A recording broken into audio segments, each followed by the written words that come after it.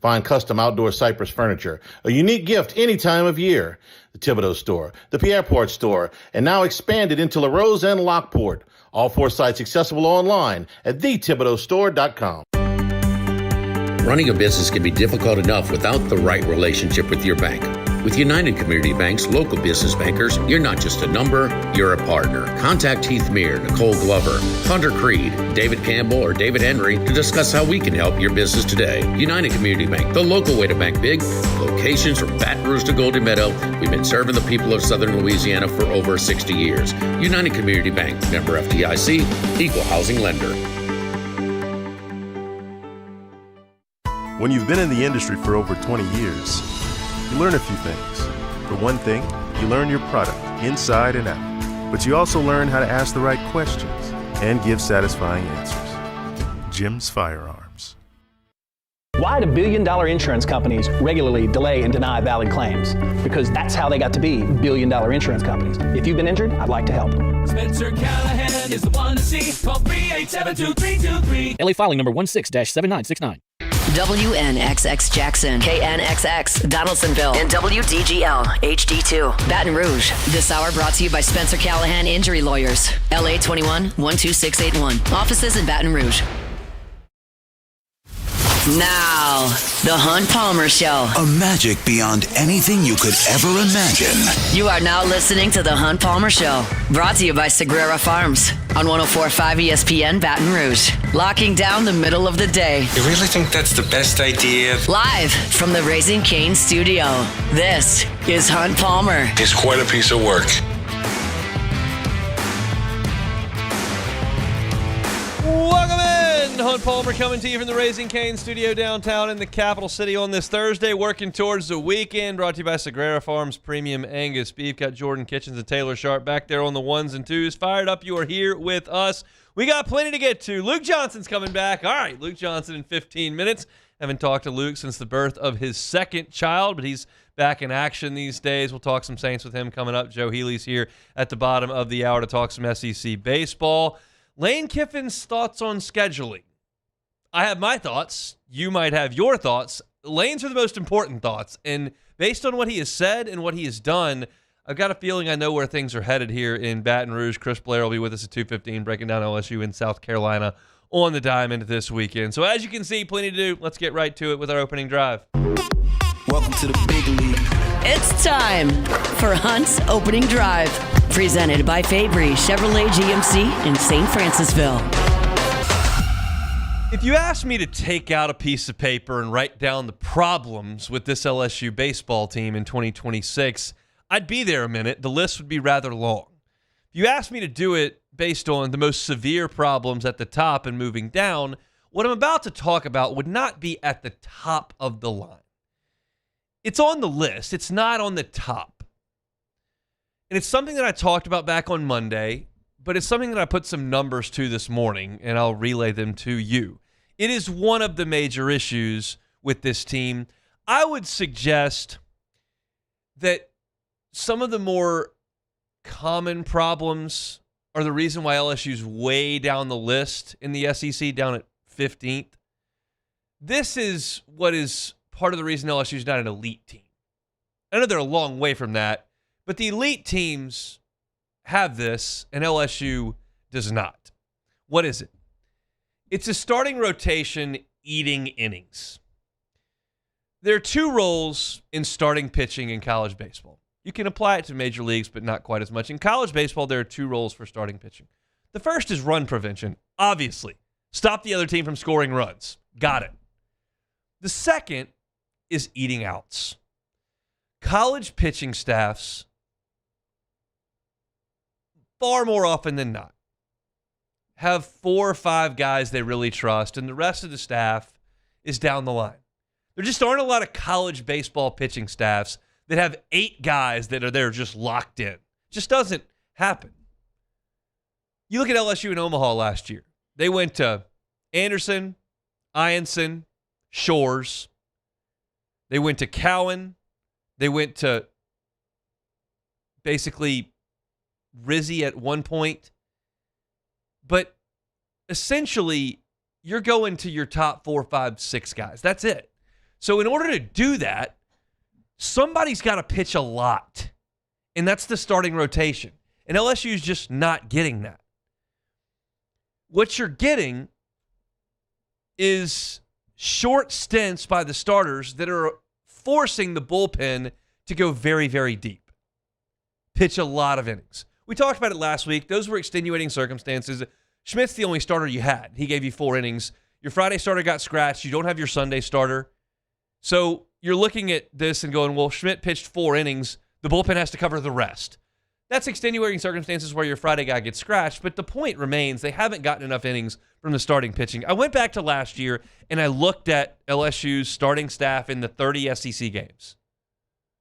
It was Cade Anderson, Anthony Ianson. They pitched all 10. And you had Shores, Connor Ware for 2, and then Case and Evans for 2. Shores 6, Ware 2, Evans 2. Those are your 30 SEC starts. Cade Anderson went 6 innings. I'm not talking about 8 innings. He went 6 innings, completed 6 innings 5 times. Ianson did it 3 of his last 5. So they combined to do it 8 times in 20 starts, right? 8 out of 20. You're talking about 40% of the time, those guys gave you 6 innings. Well, you look at Evans and Schmidt, and those 2 guys have combined through 7 weeks of league play to do it 3 times. And it's all Evans. Evans has done it 3 times. 7 2/3. That was against Oklahoma. 6 innings. That was against Kentucky. And then he gave you 6 more back in Oxford. But 3 times. Schmidt has not done it yet. Schmidt has not completed 6 innings yet. And certainly nobody in Game 3s has done it. In fact, last year, Case and Evans did it once in Game 3. Against Tennessee, he went 6 innings. So LSU last year went 9 out of 30. 9 out of 30 times, they got 6 innings. LSU to this point is at 3 out of 21. 9 out of 30 is 30%. LSU right now is getting that 30%. Or got it last year at 30%. This year they're getting it at 14. It's half. Half. So what you're doing is forcing that bullpen into games and into games and into games. LSU asked or got about 15 innings per weekend from starting pitching last year. 15 innings per starting weekend. 5-5-5, you want to divvy it up that, but 15 innings per starting weekend. LSU is getting 12 right now. And that doesn't sound like a big deal. It's like 3 innings over a weekend. Like, 3 innings is not that big a deal, right? Well, let me extrapolate it out over 10 weekends. Now it's 30 extra innings. It's 30 innings where you don't have your ace on the mound. You don't have your number 2 on the mound. 30 innings that you are likely to extrapolate this out to, where you're asking your bullpen, which are the guys down the list, to give you outs. That's just too much. And this is not earth-shattering news, but I had not put numbers to it. I would have thought Cade Anderson did pitch 6 innings more than 5 times in league play last year. Now, he had, on 2 different occasions, 5 2/3. He was an out short. But you're just not getting the length. And this goes beyond this year. Because I know that there are people, when I start talking about LSU baseball this year, they're like, who cares? Well, 1, we're going to cover the team. Like, what do you want me to talk about right now? And 2, these 2 guys, Evans and Schmidt, are likely, is that the word? Likely? Likely to be 2 of your 3 weekend guys? Likely to be your 1 and 2 next year? This is not good enough. It's not bad. Like, listen to some of these numbers from Case and Evans. I realize numbers are tough on radio, but these are not bad starts. 7 2/3 shutout. That's obviously great. He did that against Oklahoma. But 6 innings, 4 runs against Kentucky. That's not terrible. 5 2/3, 3 runs. Not terrible. 6 innings, 3 runs in Oxford. Not terrible. 5 innings, 6 runs. Not great. Not a great outing there. But Schmidt, 4 innings, 3 runs in the opener at Vanderbilt. Not good, but not awful. The next week, come home, Oklahoma. 4 innings, 1 run. The next week, Kentucky, 5 1/3, no runs. Like, that's not bad. The following week, 5 2/3, 2 runs. Not awful. This past week, you were in Starkville. He goes 4 innings, 2 runs. Like, that's not that bad. It's just not great. It's just not good. They're not getting crushed. Yes, Schmidt gave up 7 runs against A&M. Yes, that happened. Yes, Evans, last week, A&M gave up 6 runs. Yeah, that's not great. But a lot of their outings have been in the neighborhood of 4 2/3, 2 or 3 runs. They're not pitching you out of games. They are not paramount on the list of problems LSU has. But when you extrapolate it out over a 10-weekend SEC slate, and you're consistently not hitting 6 innings, you are putting too much strain on your bullpen. And despite the fact that LSU has immense resources, despite the fact that Jay Johnson is an elite recruiter, despite the fact that a lot of pitchers in this program are going to be drafted, despite the fact that you've got a lot of guys that are 95 miles an hour, asking bullpen guys who are bullpen guys for a reason to cover 4 innings on Friday and then 5 2/3 on Saturday and then 7 on Sunday, you can't win. You're not going to win doing that. Now, I asked Jay Johnson on Saturday in Starkville, and I would play the audio for you, but there's fireworks going off in the background and music blaring, so it's not very good on air. I could use it in print. I can't use it on air. I asked Jay Johnson, like, how do you get Schmidt deeper into games? Because, again, like, 4 innings, 2 runs at State, like, he didn't pitch you out of the game. But how do you get him deeper into the game? And Jay looked, and he said, it's not something I want to get into. And what that means, let me cut into that quote and tell you what that means. That means I don't want this in the media. He said, I don't want to get into it, but we have some things that we're going to get into and that we're going to work on. It's a point of emphasis. Like, they're not aware of it, and they feel like they have some things to work on. He's just not going to tell me to put it out on blast what they're doing so that other teams are well aware of what William Schmidt's doing. I have a thought. You want my thought? This is a guess. It has nothing to do with inside sources or what Jay said when the mics were off. It's not anything like that. My thing is that William Schmidt leans on his breaking ball too much. And when you throw a bunch of breaking balls, one, you throw a lot of balls, so you get up, you work deeper into counts, and your pitch count elevates. And 2, you don't get quick contact. If you feel confident to win with your fastball, you can spot your fastball in places and have guys put it in play, but it's a pitcher's pitch and they get themselves out. And if they don't, after a couple of pitches, then you bury the breaking ball and you finish them. But if you go breaking ball 1-0, and then breaking ball, which the guy's not going to swing at because it's 1-0, breaking ball, then it's 1-1. Then you go breaking ball again, and it's 2-1. You miss the zone. Then you go breaking ball again, it's 3-1. Then you come back with a fastball, but he knows the fastball's coming. Like, that's a bad way to live. You pump strike 1 in there. Well, now you got the hitter on the defensive. So you might be able to throw a breaking ball there and get him to roll over it because he's playing defensive. Or you might get to 0-2, and now you're really in control, and guys aren't going to hit you a lot when you're 0-2. But you got to trust your heater early. And you got to trust that the guys can hit the ball and that you can play defense on your side and that you'll get quicker outs. But he's not. He's not working deep enough into games.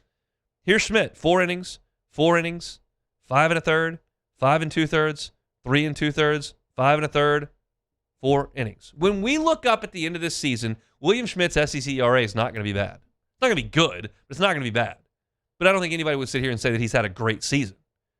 Same thing for Evans.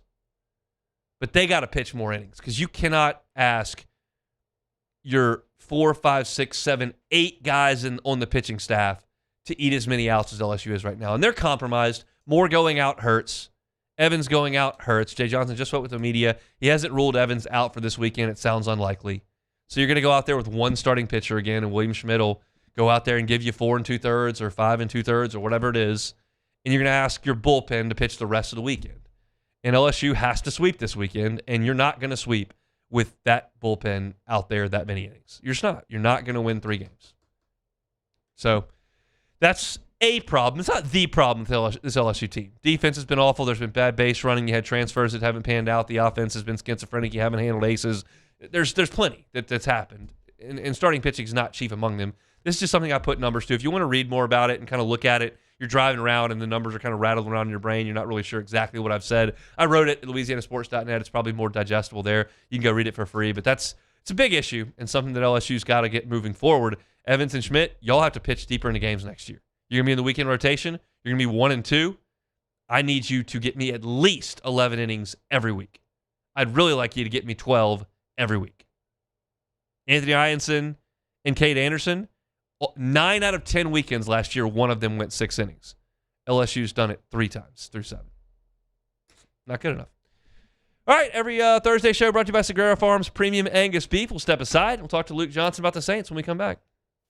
The Hunt Palmer Show. One Bath and Closets. OneBathAndClosets.com is the website. David Duvall and his team, 30 years redesigning and remodeling bathrooms and closets.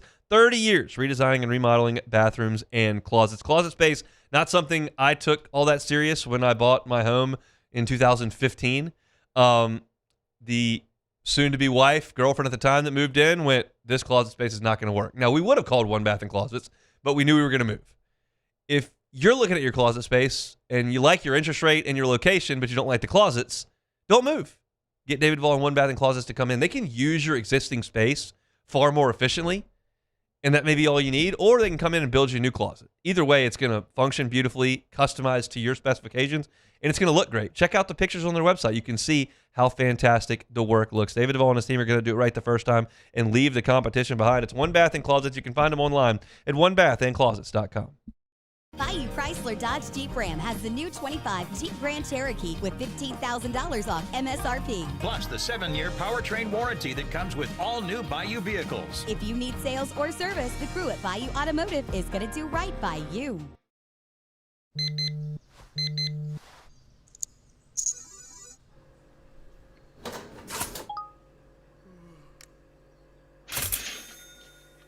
Sometimes you ignore the signs, even when they're right in front of you. Problem gambling isn't always easy to spot. Know the signs, set your limit. Learn more about healthy gambling habits by visiting us online or text or call for free, confidential help now.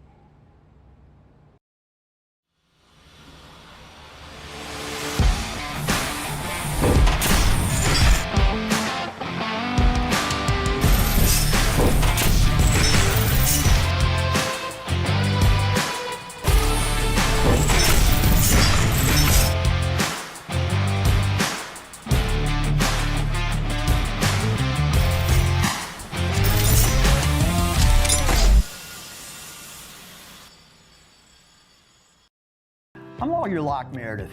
If you're battling an insurance company because of a wreck not your fault and they're not calling you back or being fair, whether you hire us at all, give us a call, 272-5555, or email Locke Meredith, Sean Fagan and Associates. You have nothing to lose. Hello, I'm Collins Meredith. If you've been injured on the job, you'll likely have a workers' compensation claim, but you may also have a tort claim, which opens up significant recovery rights not normally available for a work injury. If this is you, call us or come see us at Locke Meredith, Sean Fagan and Associates. Most roofers just replace your shingles. At Pelican, we diagnose your roof, digging deep down to find the root cause of your roof symptoms. Now cough for me? Good. We don't ignore your roof's issues, we address them. Let's just take care of this right here, helping your roof to become the best version of itself. Interesting that you would say that. How does that make you feel? So call Pelican Roofing for your free roof checkup today.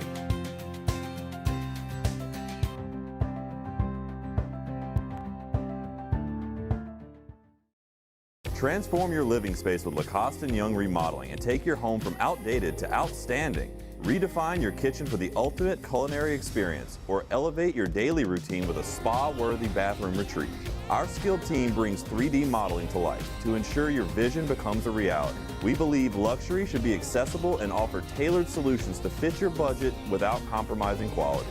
So contact us today for a free estimate. Lacoste & Young Remodeling, providing perfect solutions for your dream home.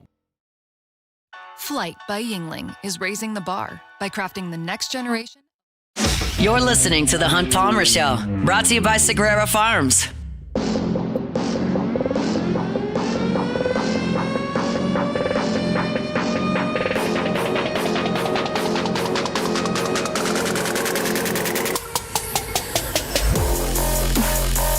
Thursday shows brought to you by Sagrera Farms Premium Angus Beef. You've been listening for some time. You know that Luke Johnson joins us on Thursdays, except when a new Johnson shows up, and then he takes a little bit of time off. But He's back now, and I'm told it's his birthday. What an amazing birthday gift he's giving us by showing up on the airwaves here for the first time in a little bit. Luke, happy birthday. How are you, sir? What a guy! What a guy! I'm doing great, man. For somebody who is saying goodbye to his 30s, I'm surprisingly feeling pretty good. Well, that's good to hear. I'm not ready. I don't have one foot in the grave just yet. I'm glad to hear that. Just one foot on the airwaves here. Let's talk some Saints. Do you feel materially different about the Saints today than you did this time last week, pre-first round? Yeah, I mean, I do. I just think I really like some of the stuff they did on offense in free agency, but to add somebody who's just like going to pair with Chris Olave and be like another dynamic receiving option for Tyler Shuck, I think that was just so big for them.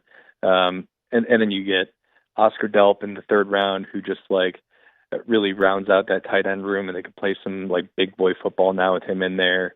You get Bryce Lance in the fourth round, somebody who can take the top off the defense, and kind of play a limited role for you, but an important one. I just like you look at this offense and you just feel really good about it, 1 through 11. There's no spots in this now where I'm just like, they could use somebody there, which is like exactly where we were in the last several seasons.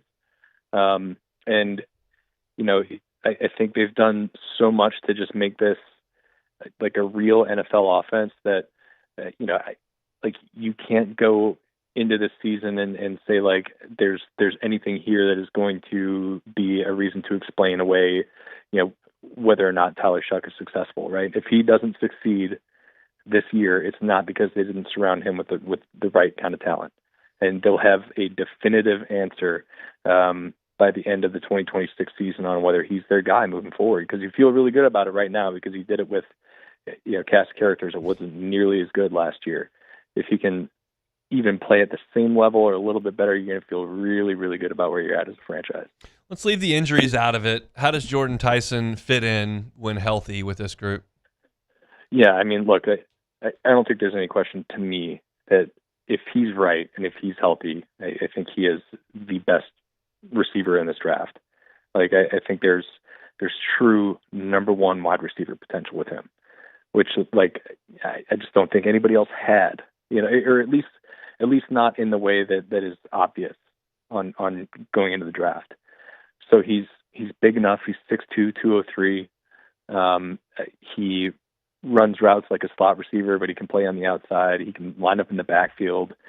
He will catch anything you throw his way. I mean, yeah, I felt a lot worse about the Sam Levitt experience at LSU watching some of these highlights, right? Because he's just hauling in balls that are just like nowhere near where they should be, And I say that tongue in cheek. I hope Levitt's really good there, but yeah, he's running across the middle of the field and the ball is like way behind his back shoulder and he's reaching back to catch it while he's on the move. Like there's some really, really special traits there.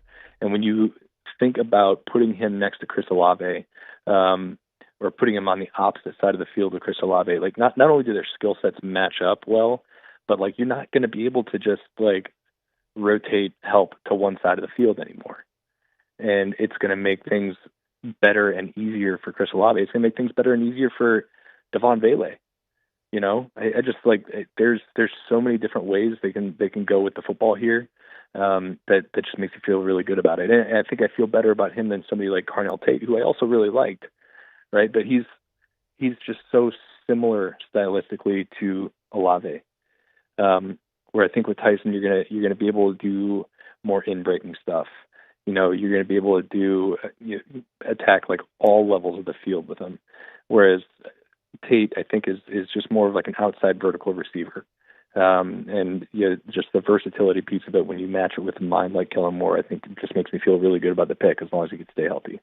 We haven't spoken since free agency when obviously the Saints went and got Achane. What does that mean for Alvin Kamara, and what do you expect on that front over the next couple of months? Well, at the very least, it's going to be a diminished role, right? Which I think is good. Because like I think clearly at this stage in his career, like if you're asking Alvin to touch the ball 20, 25 times a game, it's not going to work out in your favor. He's had a hard time staying on the field. I mean, it's a really demanding physical position. Alvin's like He's built well, but he's not the biggest back. And I think it takes away from what made him special when he first came into the league, which is like he's just a big play waiting to happen. Just like we haven't seen that for years. I think if you're taking a lot of the wear and tear off of him and kind of getting him back in that 10 to 12 touch range, I think there's a chance that he's a lot better player than we saw the last year. But again, I don't think it's necessarily set in stone that he's going to be back either. I mean, I feel more confident that he's going to be back now than I did at the start of the draft when, I thought like maybe there was a chance to take a running back in the first 2 days of the draft and maybe that pushes him out. Right now, I mean, it would have to be like they're just choosing to move on and choosing to see what Devin Neal can do, or see if Kendra Miller's healthy, and you're willing to take that dice roll about whether he's going to stay on the field for the first time in his career. But I just think that he's definitely not going to have as big a role in this offense. And again, I just think that's probably a good thing. That's when we were seeing it when he was a rookie. He was getting like 10, 11 carries a game and 5 or 6 catches a game. Like that was probably a good output for him. I think we could probably see something in that realm, in 2026 at age 31 or whatever he is. Same question on Cam Jordan. Obviously, the Saints have not brought him back to this point. It hasn't appeared to have been a market for him. Like, what's the deal there? Yeah, that one's the most interesting one to me, because Cam's a really proud player, and this is the first time in his career he's gone into free agency, and I don't think it's played out the way he wanted it to. Right? I don't think he was going into this envisioning that he was going to be unsigned on April 30th. So that will probably help the Saints' chances of bringing him back, right? If he's not signed to this point, it means he hasn't either gotten the money or gotten the sort of kind of commitment to being on the field and being, like one of the primary rotation guys on the edge. It probably helps the Saints' chances. If they're competing with a couple other teams who are offering similar ballparks with stuff, like maybe he wants to come back. But he's also, like I said, like a really proud guy. And I think, the fact that he hasn't gotten what he wanted from New Orleans, I mean, that probably stings. He's probably going to have to swallow some pride if he wants to come back. But I do think the door's still open, right? Even though they traded for Tyree Wilson, even though they went out and signed Anthony Jennings, I don't think that by any means is them just closing the door on Cam Jordan. Jennings, I think I think Wilson's like, I feel pretty good about him being on the team, but I think Jennings is somebody who's going to have to prove, what he can do to make the roster.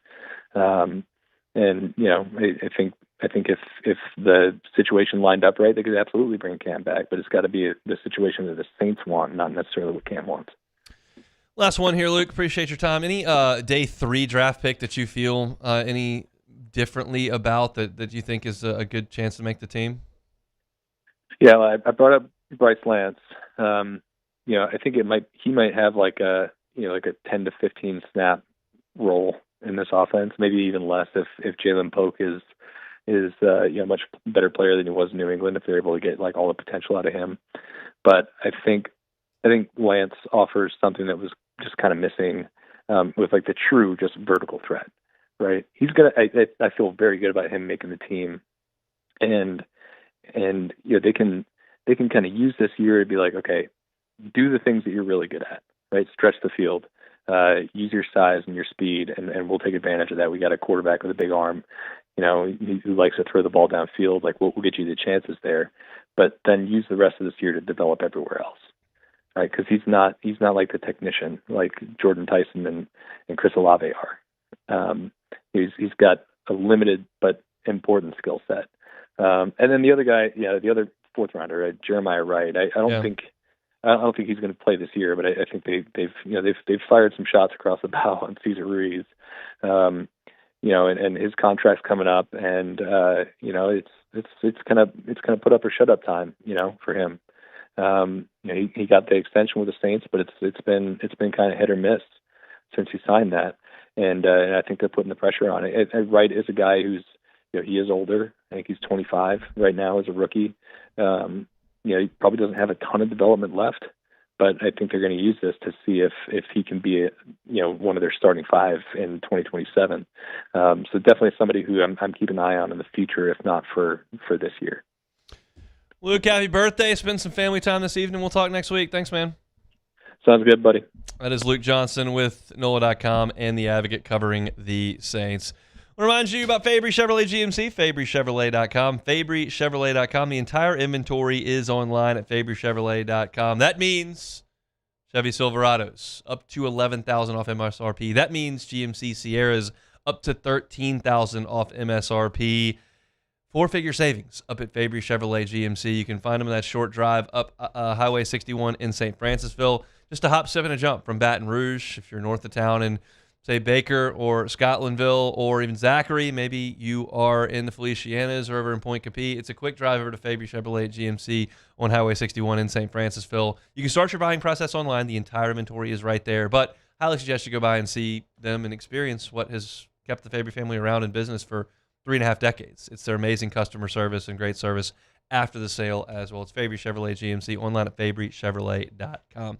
Moving along here on this Thursday edition of the Hunt Palmer Show. Talked a little LSU baseball at the top of the show. Now talked a little Saints there with Luke Johnson. Got some LSU football coming up in 30 minutes. Lane Kiffin's scheduling thoughts, I think, are interesting, and his habits support what he's been saying at the podium during press conferences, so I'll get into that in 30 minutes. I wrote a column about it at LouisianaSports.net that you can check out for free right there online. But when we come back, we'll talk to our guy, Joe Healy, D1 Baseball's SEC Extra team, about LSU and I guess the rest of the Southeastern Conference as well. We'll do that next. The Hunt Palmer Show. Speaking of LSU baseball, they swing Marucci. You want to get by and see the official bat of Major League Baseball, you can do it over there at Marucci. Two former big leaguers and their athletic trainer started handcrafting bats in a backyard shed. 22 years later, they're the bat, the official bat of Major League Baseball. If you want to see where 1,200 of these bats are made and learn the story of how you go from a backyard shed to outfitting the world's best players with their bats, go take a tour. Go to MarucciSports.com/campus-tour and take that tour. Every single time you get a ticket to the campus tour, you get a 20% discount in the campus tour store and in the Hitter's House. Speaking of the Hitter's House, you got a youth baseball or softball player that wants to take some swings, get a membership to Marucci, get key access to that batting cage and pitching area. You can use it 24/7. It's all there at Marucci. Check them out online at MarucciSports.com.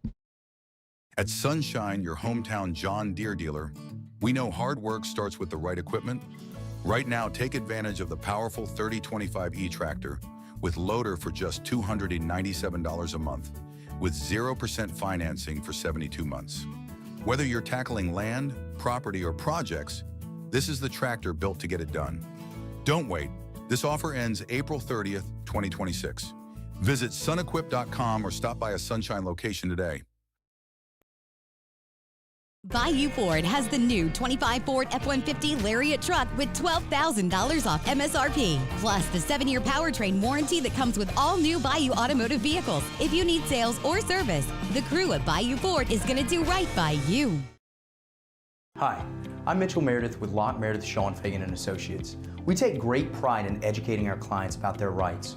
Whether you're injured at work or while you drive, call our office at 272-5555. Knowledge is power, and you should know your rights after an injury. Hi, I'm Sean Fagan of Locke Meredith, Sean Fagan & Associates. When insurance companies have been unfair, we've never been afraid to go to trial. Fighting hard to protect your rights, we never settle a case out of convenience. We only settle when it's right for you. Whether you hire us at all, give us a call.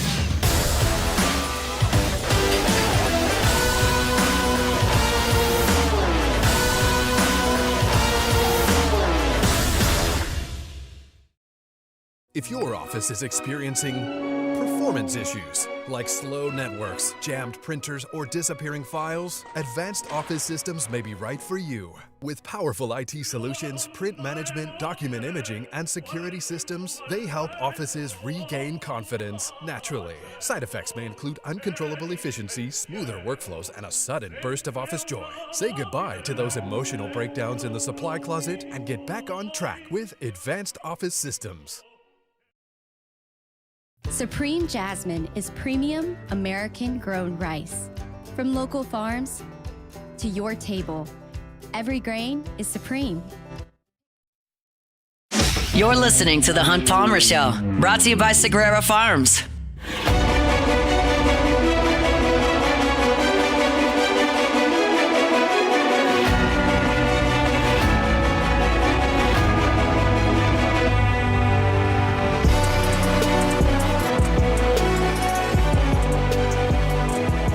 Thursday shows brought to you by Sagrera Farms Premium Angus Beef. We'll talk about Lane Kiffin's scheduling coming up in 25 minutes. Right now, let's go to the Diamond. Joe Healy, D1 Baseball's SEC Extra Team. Of course, Highway to Hoover podcast as well. Weekend Waypoints every Friday, Saturday, and Sunday on YouTube. Joins us on Thursdays. Joe, how are you? Not doing too bad, hon. How are you, man? Well, that depends. I'm going to start talking about football real early this year, which is a huge bummer for me. But we'll talk some baseball right now. I guess it's still relatively relevant. I guess let's start with LSU. Like, how surprised are you that this is the result that we've gotten this year? Yeah, very. I mean, even if you go back, let's say 4 weeks, I'm surprised we've ended up where we've ended up, because certainly it's a surprise from the beginning of the season because we had them ranked number 3 or whatever it was to start the season. So you never anticipate it ends up like it's ended up. But like I said, even if you go back 4 weeks, I kind of thought this was a team that would kind of overcome some deficiencies and kind of scratch and claw its way to getting into regionals, and then it might be dangerous in a regional because it seems like, Jay Johnson coach teams always are dangerous once they get in the postseason. And I thought, ultimately it would look back a bit of a disappointing season, but you move on. Now it's looking like a little bit of a lost season, and that's a totally different prospect because it's not really something we've had or had to deal with LSU under Jay Johnson. It's a totally lost season where it doesn't feel like there's any momentum from one year to the next. That'll make for a really interesting offseason, that's for sure. It will. Let's talk about some of the other teams in the league, specifically the one that I watched last weekend in Starkville. They will head to Austin. It's number 10 Mississippi State, headed to number 4 Texas, only separated by half a game in the league standings to this point. How do you see that series playing out in the Lone Star State? Well, if Texas pitches up to its potential, I think that's your series winner right there, because I think their best on the mound is as good as anybody else's best at any given time.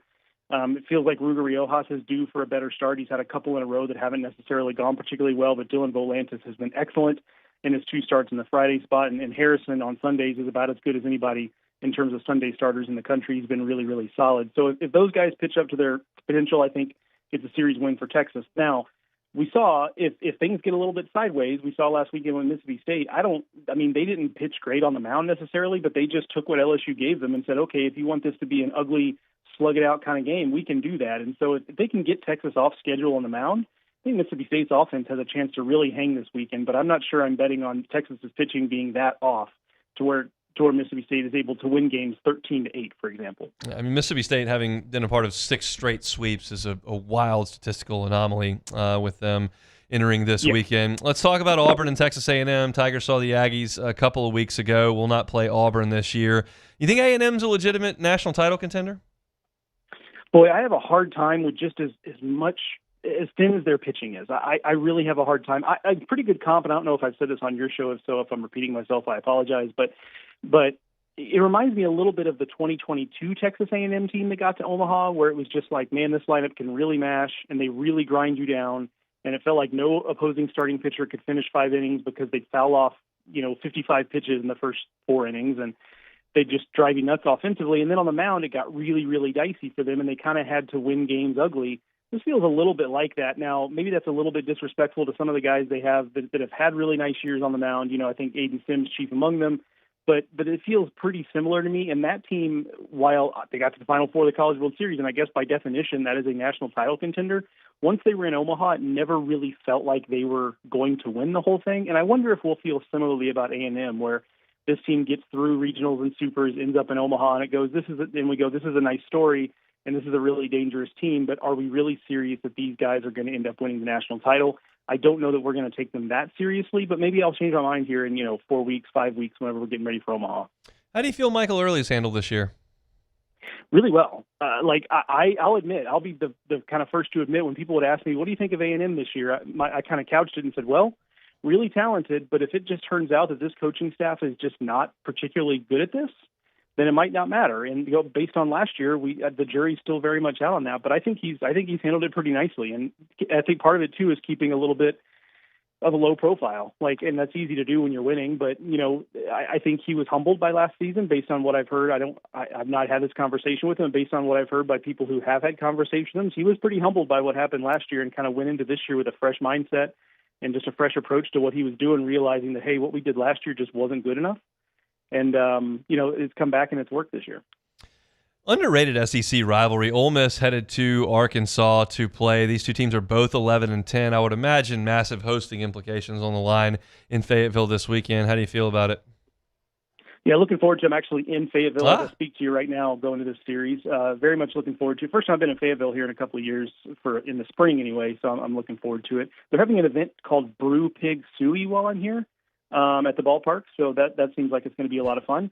Probably a packed out stadium, but no. So Arkansas, I want to see signs of life, or I want to at least see a path forward offensively, and I'm just really struggling at this point. I think they are what they are, and when you combine that with the fact that the pitching, they've gotten what they've needed to get from Hunter Dietz, they've gotten sometimes what they've needed to get from a Saturday start at a Cole Gibbler, but they're not getting what they need on Sundays. Gabe Gackle hasn't been the same lockdown type guy in the bullpen ever since they moved him back to that role. That makes me a little nervous because when you combine it with the offense being what it is, I just don't think it's good enough for this team to be a true Omaha contender. And Ole Miss, I think is, just because you and I talked about it. I really like that rotation, and I think they're really dangerous with the bats. Now, are they also going to have games where they just get shut down? Yeah, that's going to happen. But if they're swinging the bats well, their starting pitching gives them a chance every time out. So I picked Ole Miss in the series because I just really like that matchup of their starting pitching against an Arkansas lineup that really, for no long stretch this season, has really figured it out. All right, let's talk about the home series here. It's LSU and South Carolina. I think everyone is on the same page here in Baton Rouge. Everyone understands that this team is very, very, very unlikely to make the NCAA tournament, but that the young players are playing a little bit better. And look, if you do go 7-2, you've got a chance. Just no one really sees that coming. To get to 7-2, you have to win all three this weekend, and I think you're going to have to do it without Case and Evans, which makes things almost impossible. That's my LSU perspective on this, but your thoughts on South Carolina playing a little bit better and what this series may look like? Yeah, South Carolina's kind of in a similar boat to LSU, where now they're starting to dream a little bit. They've won a couple of series. They're playing a little bit better. They certainly seem like they've come together as a team under Monty Lee, which is an interesting subplot here. Yeah. I don't know how this ultimately is going to end up, but the momentum is starting to build for Monty Lee to be a real candidate for this job in the offseason. I'm not sure I would love that for them necessarily, but you have to admit they are playing better under his leadership. But they're kind of feeling like LSU is right now, but on the opposite end of the spectrum, where it's a similar record, but South Carolina is like, hey, we've got a chance here. If we really run through the rest of the schedule and play pretty well, we've got a chance to kind of back our way into the postseason. So it's a similar situation to LSU, just it's a flip side of the perspective on it, right?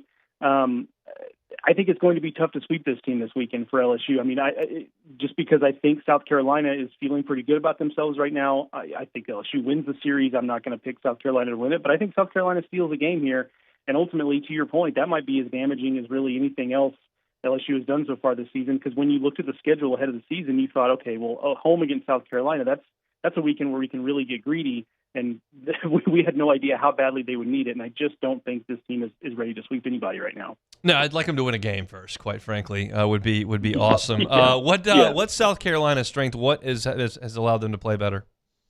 Yeah, the frontline pitching has been better. Brandon Stone and Ant Phillips are their two top starters. Those guys have been really, really solid. Different looks. Ant Phillips is more of a traditional kind of, fastball up in the zone, breaking ball for swing and miss. But Stone is he's just going to pound you with two-seam fastballs and hope you hit it on the ground. That's his whole thing, and sometimes it works, and it's really great. And last year, I think he threw a complete game shutout doing that. And then sometimes the sinker's a little flat, it's up in the zone, and he gets hammered. And you just kind of don't know which one you're going to get when you show up to the ballpark. But when he's been good, he's been really good for them.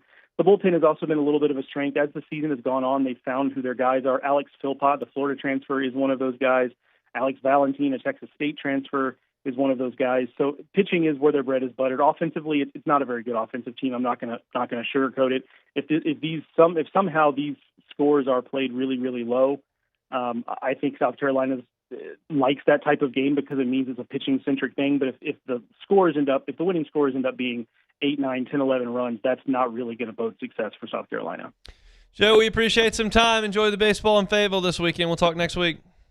All right, see you, buddy. That is Joe Healy, D1 Baseball's SEC Extra Team, Highway to Hoover podcast, and, of course, Weekend Waypoints every Friday, Saturday, and Sunday. Our Thursday shows are brought to you by Sagrera Farms Premium Angus Beef. Sagrera Farms Premium Angus Beef. It's grilling season, y'all, and Father's Day is closer than you might know. We're almost to May. June's around the corner. If you're looking for a Father's Day gift, maybe driving around thinking, what could I do for Dad? How about some premium Angus beef? Some of the best beef you will find anywhere. You can make that happen. If you want to get half a cow, you can do it for 3 or 4 dads in your life and make that work. It's a fantastic option, and Sean is happy to help you out with that. You're talking about the top 1% of beef in the country. And look, if you don't like it, you don't pay for it. That's the deal that Sean makes you. But you're going to like it. The Palmer House, it's all we eat. Comes out of the freezer. Ground beef, ribeyes, fillets, strips, flank steaks, chuck roast, briskets, you name it, they got it. It's all prime. Top of the line stuff. You're already paying a premium price wherever you buy your beef, and you're probably not getting a premium product. Get a premium product from Sean Sagrera at Sagrera Farms. You can give him a call at 225, obviously right here in Baton Rouge, 719-1723. That's 719-1723. Talk to Sean. Go see the farm. Go see the operation where they are doing incredible things just north of Baton Rouge. It's Sagrera Farms. They bring you our Thursday shows each and every week. All right, we still got an hour and 15 minutes left to go. We'll talk some Lane Kiffin here in 15 minutes. When we come back, we will close out our number 1 on this Thursday edition of The Hunt Palmer Show. The Hunt Palmer Show. Highland Insurance Group, HighlandIG.com. HighlandIG.com is that website. Have you not been shown a captive by your insurance broker? If you're a sizable business, you spend significant premium dollars every single year on your insurance program, and you don't have losses, you may be a fit for a captive. And if you are, it could be a complete game changer for your bottom line.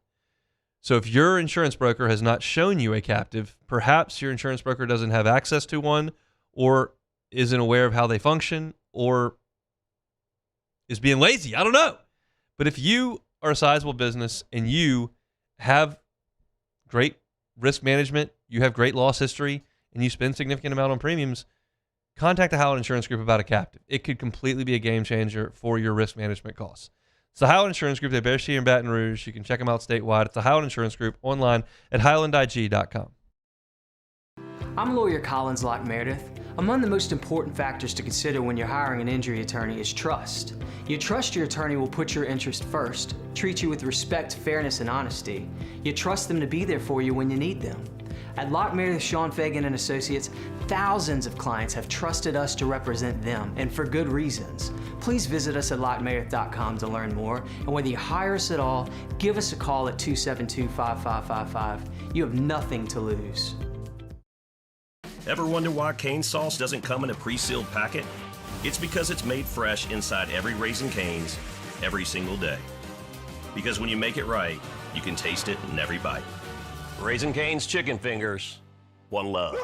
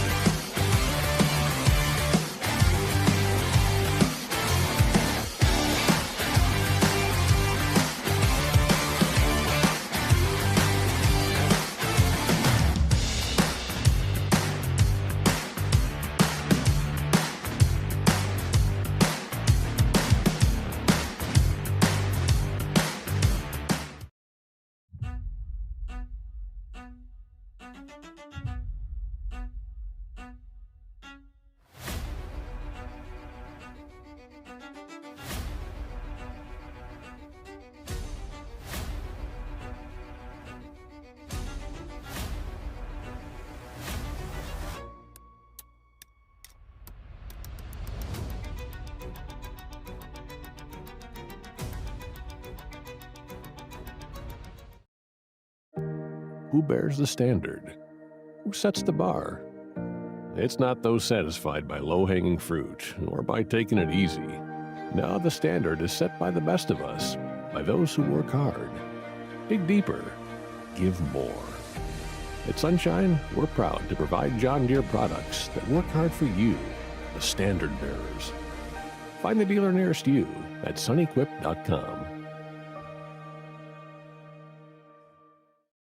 Hey, it's Matt Moscona. Look, back pain can sideline you from the things you love. That's why I trust Dr. Kevin McCarthy and the team at the Spine Center of Louisiana. Dr. McCarthy doesn't just treat symptoms. He gets to the root of the problem. From advanced injection therapy to minimally invasive surgery, they've got the expertise to get you back in the game. With 5 locations across Louisiana, including right here in Baton Rouge, quality care is close to home. Call the Spine Center of Louisiana or visit spinecenterla.com. Investing in a new roof doesn't have to be overwhelming. At Pelican Roofing, we offer 0 interest for 21 months because everyone deserves a safe, secure home. Trusted, local, affordable. You're listening to The Hunt Palmer Show, brought to you by Sagrera Farms.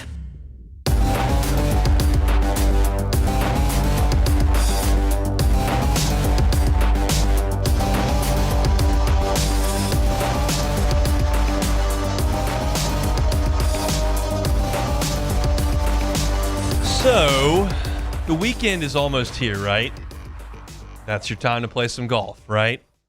But the weather looks terrible, right? Even if it does stop raining on Saturday and it's sunny on Sunday, like how much rain is going to fall on Friday and Saturday morning to make those golf courses soft and unplayable? We'll see. You never know. I'm not a meteorologist, but I do know it's not going to rain inside Swing Easy Golf Club in Baton Rouge. So if you're looking for a place to play some golf this weekend, want to hit some shots, want to work on your game, but you're worried about the weather, Swing Easy Golf Club offers you a spot to do that. You get an individual bay, got some comfortable seating options, a television there. You can crank some tunes. They'll bring you a couple cold beers, a couple of seltzers, and you can play Pebble Beach or you can hit the driving range. You can bring some friends or you can hang out by yourself. The world's your oyster over there. You can do it morning, you can do it afternoon, you can do it at night when the sun goes down at Swing Easy Golf Club. If you're looking to hit some golf shots, looking to maybe do something different in the game of golf, go to Swing Easy Golf Club. You can check them out online at swingeasygcbr.com, and that'll give you some great pictures of what you're actually looking at Swing Easy Golf Club. But the best thing to do is just go by and see them. They're at Segan at Perkins, Segan at Perkins at Swing Easy Golf Club. Go play some golf this weekend. Grab a tee time, grab a suite, bring some friends, and hang out. Swing Easy Golf Club in Baton Rouge. All right, speaking of golf, I didn't force this into discussion earlier this week because we have a lot to talk about right now with the NFL draft in the rearview mirror and LSU spring football just wrapped up and the baseball teams playing and got basketball transfer portal. And there's just a lot going on, so I'm not going to shoehorn this in there somewhere just because. But now I do have a free segment here before we get into some LSU football at the top of the hour. So I'm going to talk about it. Live Golf, not going to get funding from the Saudi PIF anymore. This spells the end of Live Golf, and one of the things that was the first kind of stone in this path was the fact that they canceled the event in New Orleans. That New Orleans event was always the most laughable concept I have seen. It told me everything I needed to know about Live. They were going to come to New Orleans in June when it's 102 and rains every day to play a municipal golf course that is not hard for a 5 handicap, much less, and I use air quotes here, elite players. Some of them used to be elite players, and now they just collect a check, and they're not very good anymore. But those guys were going to shoot in the 50s at City Park. It's not even a challenging course for weekend hackers. There's no trees. You can hit it anywhere. That's not a championship-level golf course for professional players. And they were going to come and play in June. Ridiculous. More credence to the fact that it was consistently ill-conceived with no real plan other than Greg Norman hates the PGA Tour and Phil Mickelson hates the PGA Tour and the Saudis want to sports wash their money, so we'll just invent a golf league and we'll pay these guys who don't really want to play professional golf anymore a ton of money. Who wants to host that? Okay, well, New Orleans, can you make our driving range better? Sure, what do you need? $2 million? Got it. The whole thing was absolutely ridiculous, and I get heat all the time for my quote-unquote Live takes. It's oh, you would take the money too. It's not about the money. It's never been about the money. This is about the fact that they split golf in half. You took elite players. Cam Smith was an elite player. His career is over. Jon Rahm is an elite player, but he's playing on courses no one's ever heard of, for tournaments no one cares about. And he comes to the majors and he's not he played like terrible in the Masters. Dustin Johnson was in the twilight, and I'm fine with him going, but you took Brooks Koepka away and you took Bryson DeChambeau away. And those guys knew it was a complete and utter joke. It's why Brooks left immediately. It's why Patrick Reed left almost immediately. It's why Bryson's trying to leave. And I don't like those guys, but I want them on my television at Pebble. I want them at Bay Hill. I want them at the Arnold Palmer at Bay Hill. I want them at the Players. I want them this week at Doral. I don't want them on YouTube in Dubai in front of 11 people. That's awful for golf. It would be awful for the NFL if 30 of the best players in the league split and went and played in the Tokyo Dome. That's bad. And every football fan would admit that was bad. But the football guys and the basketball guys and the baseball guys who don't really get golf make fun of the golf guys for not being happy about this. It's like, well, you took a decent amount of our really good players and watered down the tour. I don't like that. I want to see the best players. So thank God this atrocious idea that was never any good has folded, and we're going to get golf back at some point. Now, these guys that want to come back are going to have to pay for it. Brooks already did it. A lot of these guys didn't take the Brooks route, so they're going to have to figure things out. And the one guy I will pull hardest against for a long time is Jon Rahm, because Jon Rahm said he didn't need the money, said the money wouldn't change anything, said LIV wasn't real golf, and he got cranky over a 2-week span because he didn't like the commissioner, and he pulled a Mickelson. And I'm glad he's paying for it. But he needs to – I'm going to pull up against him a long time. That's just a personal thing. But I'm glad golf's getting back together. I'm glad LIV is dissolving, and I'm glad LIV's not going to New Orleans, so I don't have to chastise my friends for going to support it, because they were going to do it, even though it was 103 and probably going to rain. RIP LIV Golf, not really, go away. That's probably going to be it on LIV for a long time, which is great. We'll get into real sports now for those of you that are into the football thing. We'll talk about Lane Kiffin coming up here and his scheduling tactics. I have a sense of what Labor Day weekend could mean and what the future won't look like. We'll do that after Sports Center. We'll pause for National Headline. We'll come back for a Thursday edition right here on The Hunt Palmer Show. The Hunt Palmer Show. Gotros Outdoor Power. Gotros Outdoor Power. 2 locations for Gotros Outdoor Power. 1 on Airline Highway in Baton Rouge. 2 in Gonzales. They've been at it for 22 years in business. Family owned and operated. You can get a zero turn a lot of places. Big box stores have got them. But what kind of customer service do you get? You get it at Gotros Outdoor Power from a family owned and operated business. And sometimes when I say family owned and operated business, people think, oh, well, that's probably a little small shop around the corner. No, it's not.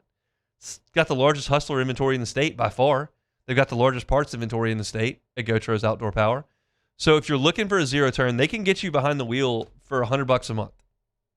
You got a big property you need to maintain, got old equipment or need new equipment, Gotros Outdoor Power. Well, I don't have a trailer to get it to my property. Oh, Gotros has that, because that's the customer service aspect they provide to you. 2 locations, Airline Highway in Baton Rouge and in Gonzales. You can find them at their website, GotrosOnline.com. GotrosOnline.com. My father, J.B. Falgu, had a vision of growth for First American Bank and the communities we serve. The bank's foundation was built on his legacy of compassion, loyalty, and dedication. Through his years of leadership, First American has prospered to heights even J.B. could not have imagined. I know my father would be extremely proud of the customer service and financial stability that First American provides to Southeast Louisiana. We continue to thrive because of the legacy of J.B. Falgu. Parrish Construction and Roofing, trusted by champions, built for Louisiana. Do business with someone you know. Parrish Construction and Roofing. Parrish Construction and Roofing. ParrishBuilt.com. At Auctioner, we know healing is a team sport. That's why we've partnered with world-renowned orthopedic surgeon Dr. James Andrews to create the Auctioner Andrews Orthopedics and Sports Medicine Institute. Whether you're a professional athlete or a weekend warrior, our team of specialists are dedicated to getting you back in the game. So whatever your reasons are for reaching your personal best, we've only got one: you. Auctioner Andrews Institute. Long live you. Bayou Chrysler Dodge Jeep Ram has the new 25 Jeep Grand Cherokee with $15,000 off MSRP. Plus the 7-year powertrain warranty that comes with all new Bayou vehicles. If you need sales or service, the crew at Bayou Automotive is going to do right by you. Lock Meredith, Sean Fagan and Associates has won for our clients over $175 million over the decades. But our greatest success is our clients who have chosen and trusted us to help them. Whether you hire us at all, give us a call. You've got nothing to lose. Hi, I'm Sean Fagan. If you get injured, you could be staring at medical bills, repair costs, and lost income. Life can be turned upside down. At Lock Meredith, Sean Fagan and Associates, we'll work to turn your world right side up. Hire us, and like thousands of our clients, you'll be glad you did. Hey, it's Matt Moscona. Look, back pain can sideline you from the things you love. That's why I trust Dr. Kevin McCarthy and the team at the Spine Center of Louisiana. Dr. McCarthy doesn't just treat symptoms. He gets to the root of the problem. From advanced injection therapy to minimally invasive surgery, they've got the expertise to get you back in the game. With 5 locations across Louisiana, including right here in Baton Rouge, quality care is close to home. Call the Spine Center of Louisiana or visit spinela.com and tell them Matt sent you. Man, age is just a number. Don't let it dictate how you feel. Goodwood Men's Sexual Wellness has anti-aging services that can help you look and feel your best. Visit yourgoodwood.com and discover a renewed sense of vitality.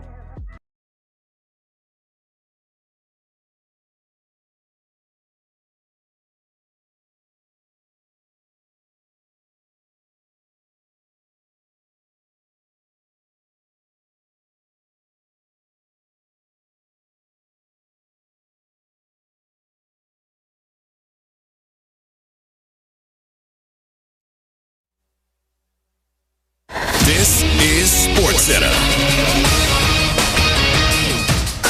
I'm Christine Lisi. The Hawks, Nuggets, and 76ers all facing must-wins in their respective Game 6s in their first-round NBA playoff series tonight. In the first game of an ESPN doubleheader, Atlanta hosts the Knicks at 7 Eastern. Expect more from the Hawks' top 2 scorers tonight, says SNY NBA reporter Ian Begley. I would assume that Jalen Johnson, Nickeil Alexander-Walker, I think they have to get going. I think, they've been a little bit inconsistent in this series. Walker's had some good moments, so has Johnson. But, those two, by and large, they've had a tough time with the Knicks defense. And I think if things go well for Atlanta, I think they really get it going in Game 6, so the Knicks will have their hands full. Ian Begley on ESPN Radio. Denver's at Minnesota, 9:30 Eastern on ESPN. Philly, coming off that big win in Boston, tries to stave off elimination at home versus the Celtics. NFL 6-time Pro Bowl defensive lineman Calais Campbell's returning to the Ravens on a 1-year deal. He'll be providing depth on Baltimore's interior defensive line. Giants receiver Darius Slayton had surgery for a core muscle injury recently, is expected to be cleared for training camp. Hey, it's Evan Cohen coming up Friday. LeBron and the Lakers are up 3-2, but look like an old and tired team. So does LeBron have one more epic performance left in him? It's on Sportsmanlike, 6 a.m. Eastern, right here on ESPN Radio, ESPN2, and ESPNU.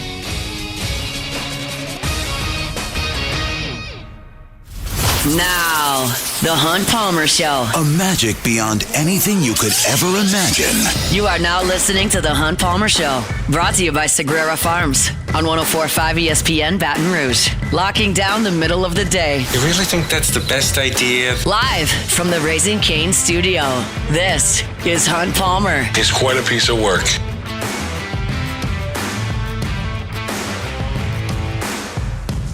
Hour 2. Thursday edition of the Hunt Palmer Show, brought to you by Sagrera Farms Premium Angus Beef. We'll talk some LSU baseball with Chris Blair coming up in 15 minutes. LSU in South Carolina this weekend. Michael Colville tweeted this out a little bit earlier, so just put this on your radar. LSU and South Carolina are considering moving Friday's game to Saturday as part of a doubleheader. The forecast for tomorrow in Baton Rouge is not very good, so that decision won't be made until tomorrow. It will not be made today. But if you are planning to go to the game tomorrow night, just be alert tomorrow. They may move it. No decision been made, but it's on the radar at least. So we'll push off the dock here in hour number 2 with some LSU football talk. I have no doubt whatsoever, that Labor Day weekend in this town is going to be incredible. It's going to be incredible because you're going to have 2 iconic brands that played for a national championship 6 years ago in Tiger Stadium for one of the most highly anticipated season openers in the history of LSU football. That much is not up for debate. It's going to be a madhouse, and it's going to be a great night for college football in Baton Rouge, no doubt. That's one part of this discussion. And the second part is, when's the next time we're going to see it? And my answer to that is not anytime soon. When you talk about non-conference games in that stadium against marquee brands, I don't know that you're going to see it anytime soon again. Why do I say that? Well, because I'm listening to Lane Kiffin, and I know what Lane Kiffin has done. And whether you like it or hate it, like, it is what it is. So let's listen to Lane Kiffin, and then we'll take an examination of what he has done in his past, and I'll tell you how I've arrived at my conclusion. This is Lane Kiffin earlier this week talking about the importance of scheduling in terms of college football's playoff selection parameters. Scheduling is so much more important than people think. And who you play, what time do you play, is their quarterback happen to be out that week, or around the country? It's just different than the NFL. Like, I saw the thing somebody sent me where you got teams playing where they play their entire conference schedule and play like 5 to 9 draft picks on the whole schedule. Like, we play that like in one game. So that's a big difference. I know it's been a topic discussion why they need to figure out how to change the value of schedule and how much that means, because I joke and I say to you and I are whatever, like pickleball partners or tennis, whatever it is. We can schedule in this room of all these teams and pick those teams over there, and we can go 12-0. We're the same team. We go play them and play the same games. We might be 8-4. So it's just our sport hasn't figured that out, and I feel like basketball has. So Lane Kiffin is telling you that scheduling is massively important, and that I can have the same group of guys. I play a lighter schedule, 12-0. I play a tougher schedule, 8-4. Not based on the team I put together, based on the schedule I put together. That's what he's telling you. Right out there in front. And what I am deducing from that, what I am inferring from that, is that he believes that an SEC 10-2 is probably not the same as an ACC 10-2. Probably not the same as a Big 12 10-2. Probably not the same as a Notre Dame 10-2. I'm inferring that from what he's saying. He's saying there are some teams that play 4 or 5 draft picks the whole year. We play that in one game. I don't think I'm jumping too far to make this correlation. And so you look at what the College Football Playoff Committee has done, and you could suggest that, like, he thinks you should not just look at the wins and losses, but look at who you lost to and who you beat. I think maybe the apt example for this year would be Texas. They took a first-year starting quarterback on the road to Ohio State, lost a 7-point game. 1-score game they lost. Texas went 9-3 this year. They beat number 7 Texas A&M on the road. They beat number 8 Oklahoma, who went to the playoffs at a neutral site. They beat number 14 Vanderbilt. If they don't go on the road and lose at Ohio State and they play Texas State instead, they're 10-2 with those 3 wins. Should that be in? I don't know, but you lost. You're 9-3. You're out. You're basically looking at this going, they think every 10-2 is the same, and if you have a third loss, you're out. That's what Lane Kiffin is basically telling you. The Texas put this marquee game on its schedule, and it cost them. And you don't have to do that. What do you have to do? Well, you have to play 9 league games. The SEC is mandating you do that. And you have to play 1 Power 5 game outside of the league. You have to do that. And I have in front of me right here Lane Kiffin's Power 5 games he played at Ole Miss. Do you want to hear about them? It ain't Clemson.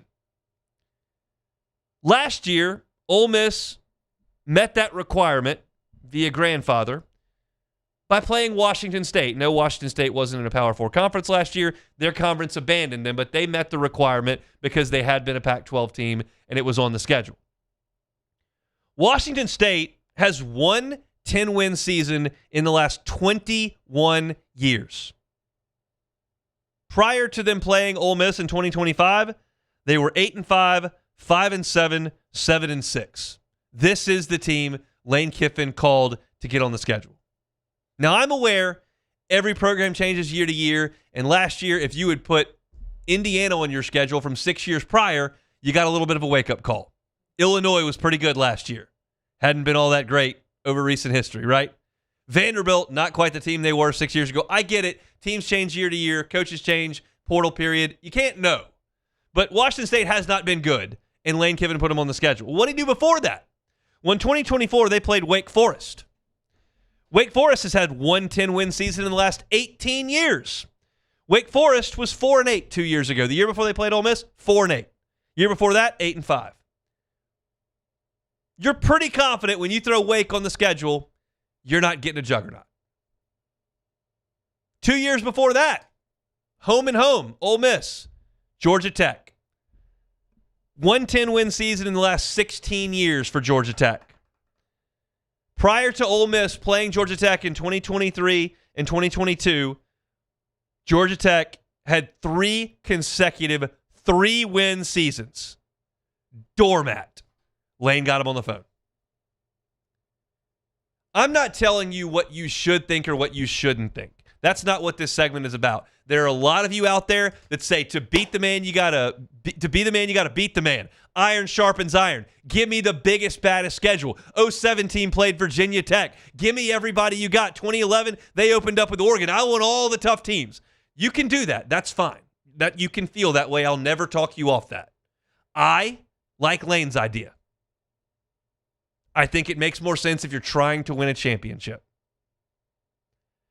I would equate it like this. If I'm going to run the 100-meter hurdles, I've got obstacles in the way.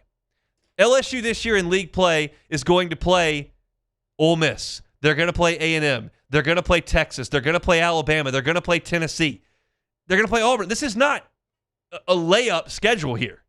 It's the 100-meter hurdles. I got to jump over these hurdles. I don't also need somebody shooting me with a water gun from the non-conference while I'm trying to run through it. Okay? Like, I don't need to add extra obstacles in the Southeastern Conference. That's how I feel. That's not what this is about, though. You may feel your way. Give me the biggest and the baddest schedule possible. Fine. I feel one way. I'll play by the rules, but I'm not going to make life more difficult on myself. But it doesn't matter how you feel or how I feel. What matters is how Lane Kiffin feels. He's in charge. He's telling you. Until we change the rules, like, I think scheduling is really, really important. He thought scheduling was really important at Ole Miss, Washington State, Wake Forest, Georgia Tech. Oh, by the way, in 3 of those 4 years, he would have made the playoff if it was 12 teams. It was only 12 teams once. They made it. Making the playoff seems good. So I'm just telling you, no matter how you feel, Labor Day weekend in this town is going to be on fire. It's going to be electric. Band comes down the hill. Clemson orange in the southeast end zone. Dabo running them out of the tunnel. The Tiger Paw. LSU comes out of there. Lane's rip roaring. It's sold out. It's going to be 100 degrees. It's going to be incredible. Soak it in. As far as non-conference goes, that ain't happening again while Lane Kiffin's here. That's just not. He doesn't see it that way. Until they start looking at it from an RPI perspective like basketball and baseball, where your strength of schedule really matters, and you're 11-1 in this conference is not as good as the 9-3 in this conference, so we're putting 9-3 in. Like, until they do that, you're going to get subpar non-conference games out of Lane Kiffin. I would bet anything on it. Boston College, Rutgers, Kansas. That's what you're going to get. You may get an NC State, Arizona. Like, that's who Lane's going to call. Because he's not going to make life more difficult on himself. And Texas did it last year, and they paid for it. We'll see, but that's just my thought on it. I got a column up at louisianasports.net as of right this second. By the way, before we go to Chris Blair, thought from you two, would you rather play the biggest, baddest schedule on the block, or would you rather do what Lane does? There are completely different schools of thought on this. Taylor, the two guys you sit with in the morning want to play Florida 12 times out of the year. I think that's asinine and out of control, but what do you think? the competitor in me says, give me the tough games. You're going to have to play them anyways. However, if I was being smart and methodical about it, you got to get there in order to play those tough teams. Yeah. And the SEC's tough enough. So, I mean, if I'm being smart about it, I'm probably scheduling the way Lane is. If I want to be a fan about it, I'd probably like the tough games. Yeah, as a fan-wise, I would like to play Clemson, because like I said, I told you this before. If I can bottle up that feeling I got after beating Clemson week 1 and sell that on the streets, I'd be a millionaire. Yeah. That was amazing. Now, but again, I would much rather be sitting there, in the playoff talks, and we played, I don't know, North Dakota Tech or something like that. You'd have been in the playoff talks when you went to College Station in 2022 if you hadn't scheduled Florida State to open the season. The Moose Muhammad game. How can I forget the Moose Muhammad game when he killed Sage Ryan? Never heard from that guy again. Yeah, the Moose Muhammad game. But yeah, no, the fan in me would rather the big game, but if we're being smart and we're trying to win a championship, obviously you got to get the cupcake, and then you SEC strong enough. I gave you 6 games. They're not easy. You got a lot of tough games. You got somebody suspended. Somebody's got a sprained ankle. Texas State doesn't sound so bad anymore. Yeah. It is what it is. We'll talk to Chris Blair coming up next. The Hunt Palmer Show. Boudreaux's Electrical Services. Boudreaux's Electrical Services. Get that. It's not, that word just didn't come out right. Get that Generac home standby generator from my friends over at Boudreaux's Electrical Services. The time to think about storm season is now. It's not when the storm's already showing up. It's now. If you want to make sure you have that peace of mind of knowing that you're not going to lose power in the storm or if you evacuate for the storm and come back, Boudreaux's Electrical can help you out with that. Justin Boudreaux or somebody from their team will come out. They'll take a look at your home. They'll find a spot for you. They'll get you a quote really, really quickly. And they'll have a local team come and install that Generac home standby generator. But once the installation happens, that's not the end. That's the beginning. They monitor it 24/7 to make sure that it's functioning. They'll send maintenance out if there needs to be something done so that when the power goes out, your Generac home standby generator is ready to spring into action. You got to give them a call. It's 225. Well, the 225, there is a 225 number over there at Boudreaux's Electrical. Give them a call, 225-300-9389. The old faithful number, 985-397-1562, 985-397-1562. You can also find them online at boudreauxelectrical.com, boudreauxelectrical.com.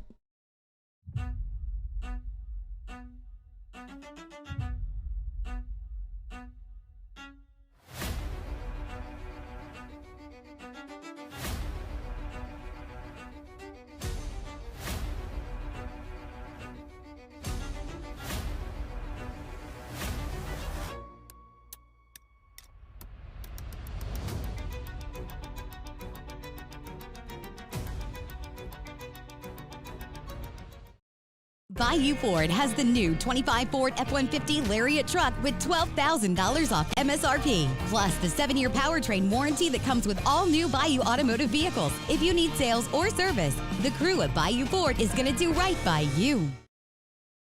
I'm Lawyer Locke Meredith. We are honored and humbled to receive from our clients in Google. Based on 5-star client reviews, the designation of our law firm is highly recommended. Whether you hire us at all, please give us a call, 272-5555. You have nothing to lose.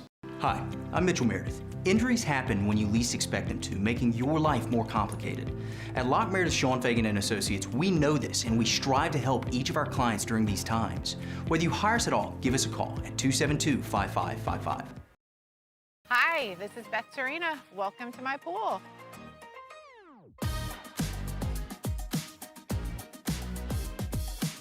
The first time I saw this beautiful pool, it exceeded every expectation that I had. They were able to get everything we wanted in this pool. It is a beautiful pool. We live out here, we eat out here, we watch TV out here. This is like our living room outside. We love this pool and everything about it. When we decided to build our pool, we called a great friend who is one of the best pool builders in the country in North Louisiana, and we said, who would you choose to build a pool in Baton Rouge? And without a hesitation, he told us Russell Pools. He said their history, tradition of great builds, great pools was unmatched. So of course, who did we call? Russell Pools. The advice I would give to anyone looking to build a pool is first call Russell Pools. They'll do an incredible job. It'll be incredibly organized. It'll be time efficient, and you will have your pool in no time.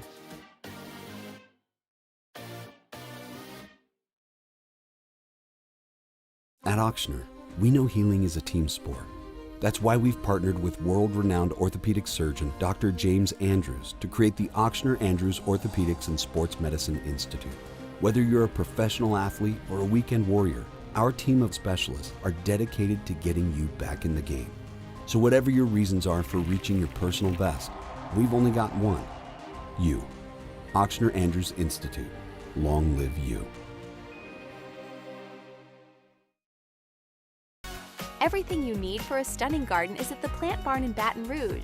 From trees and shrubs to plants and pottery, the Plant Barn has it all at great prices. Visit us today. You're listening to The Hunt Palmer Show, brought to you by Sagrera Farms.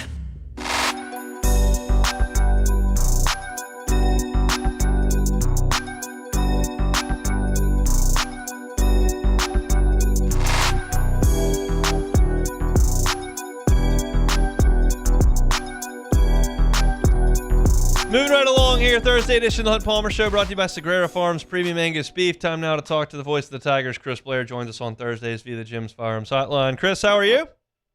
Great, man. Enjoyed the weekend in Starkville outside of the games, but very happy to be back at the box sometime this weekend. For sure, at some point. We talked about it a little earlier. We'll see if they play tomorrow, maybe 2 on Saturday. Determination to be made tomorrow. Offensively, they swung the bats, scored 8 runs in each of the 3 games over the weekend. I know you talked to Coach Johnson about it on Monday's Coaches Show. What did you think? Yeah, I mean, it's, again, one of those issues. He gave credit to the offense. Really felt like they played well enough, to get the wins. I mean, from an offensive standpoint, I thought, you saw a couple of the guys even elevate their game a little bit. And I'm referring, obviously, to Kate Arambidi and Omar Cerna, who right now sit atop LSU in a number of categories offensively over the last couple of weeks. And then, you had to insert some freshmen who were obviously very talented, not a ton of experience, but they were able to I think, not only add to that experience, but I think show why they are at LSU.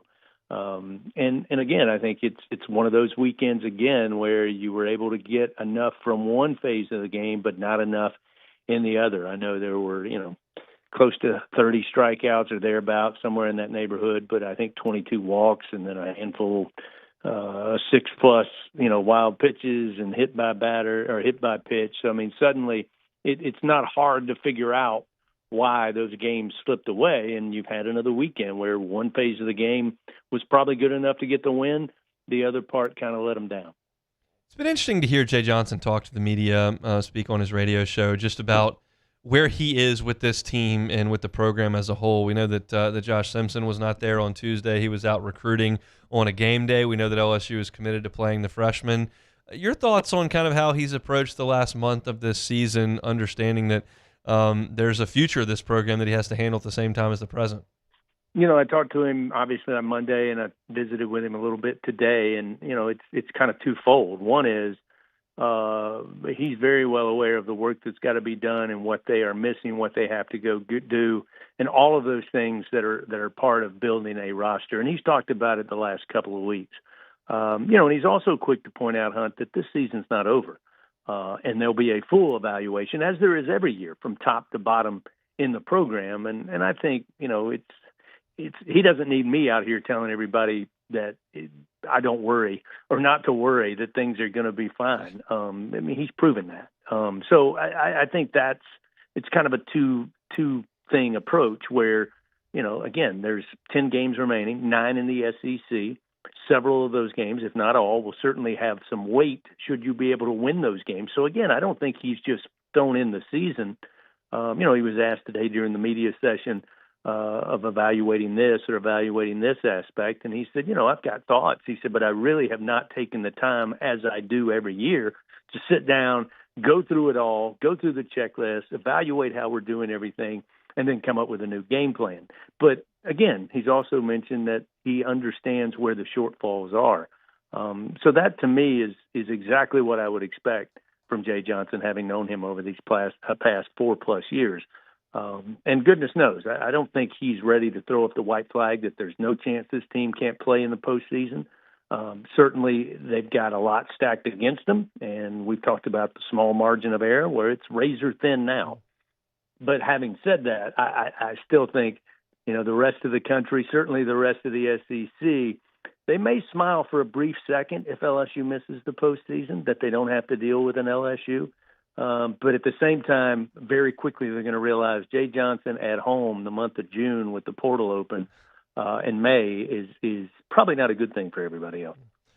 We will we'll cross that bridge when we get to it. Play South Carolina this weekend. Sounds like Case and Evans kind of a game-time decision for the weekend. Marcos Paz is going to get a start at some point. What have you seen from the freshman right-hander? Yeah, I mean, again, I think it's much like you can apply to the position players. I mean, the stuff is there. You can see it, and there are flashes of it. And, a guy who missed all of his senior year with a surgery and having to shut down the arm, again, tells you how many front offices in Major League Baseball had Marcos Paz on their list. It's why he came to LSU. And now it's just a matter of applying those innings and those pitches and that experience on the mound. Not worried about him at all. I mean, I think you can look at Marcos Paz and take some of those flashes and take some of those good things, his pitch mix, and when he's in control and command, and look at a number of great LSU pitchers and say, yeah, he's not farther along or farther behind than any of those great pitchers that came in to their sophomore and junior campaign. So I like Marcos. I think he's got a lively fastball. When he's got that command, I think he's a difficult pitcher to hit. And again, it's kind of like, can he help us now to help us win games? The answer, I think, is yes. And he also is going to be able to get this experience this year. And then will he be in the mix come fall ball and obviously next February? 100%, absolutely. One of the guys that has not played a ton over the last 2 years, but has made some big impacts, including back last weekend, is Eddie Yaman. And I've never had the chance to talk to him. They brought him out post-game, and we chatted with him a little bit after a tough loss on Saturday. I know you've been around him a little bit and certainly seen his role in the program over the last 2 years, but that's a cool story of a kid who's never complained and now is getting a chance every once in a while to go out there and make a play, and had a big swing on Saturday night.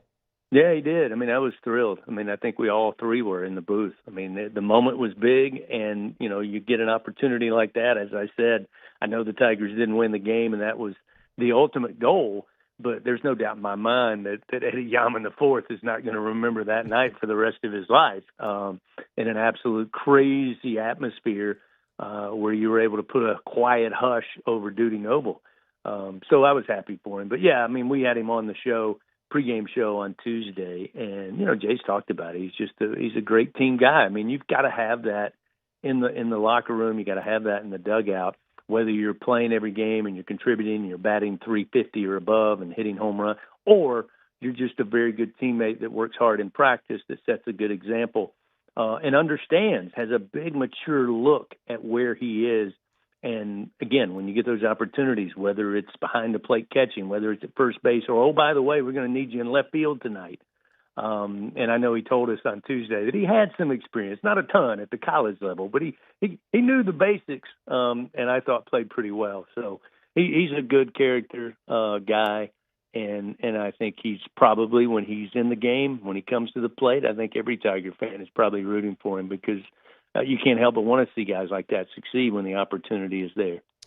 LSU and South Carolina scheduled for first pitch 6 o'clock on Friday, whenever it does happen over the weekend, whether it's 6:30 on Friday or starting up on Saturday. 30 minutes beforehand, you can find pregame on Eagle 98.1 here in Baton Rouge, the LSU Sports Radio Network. Chris Blair will be on the call. Thanks, Chris. You got it, man. That is Chris Blair, voice of the Tigers, here with us every single Thursday. Our Thursday show is brought to you by Sagrera Farms Premium Angus Beef. We're chugging along here on this Thursday. Still got plenty to get to over the course of the next 30 minutes. We'll hear a little bit from Lane Kiffin in our next segment. We got to take it or leave it to come. So don't go anywhere. Hang out with us. It's the Hunt Palmer Show. The Hunt Palmer Show.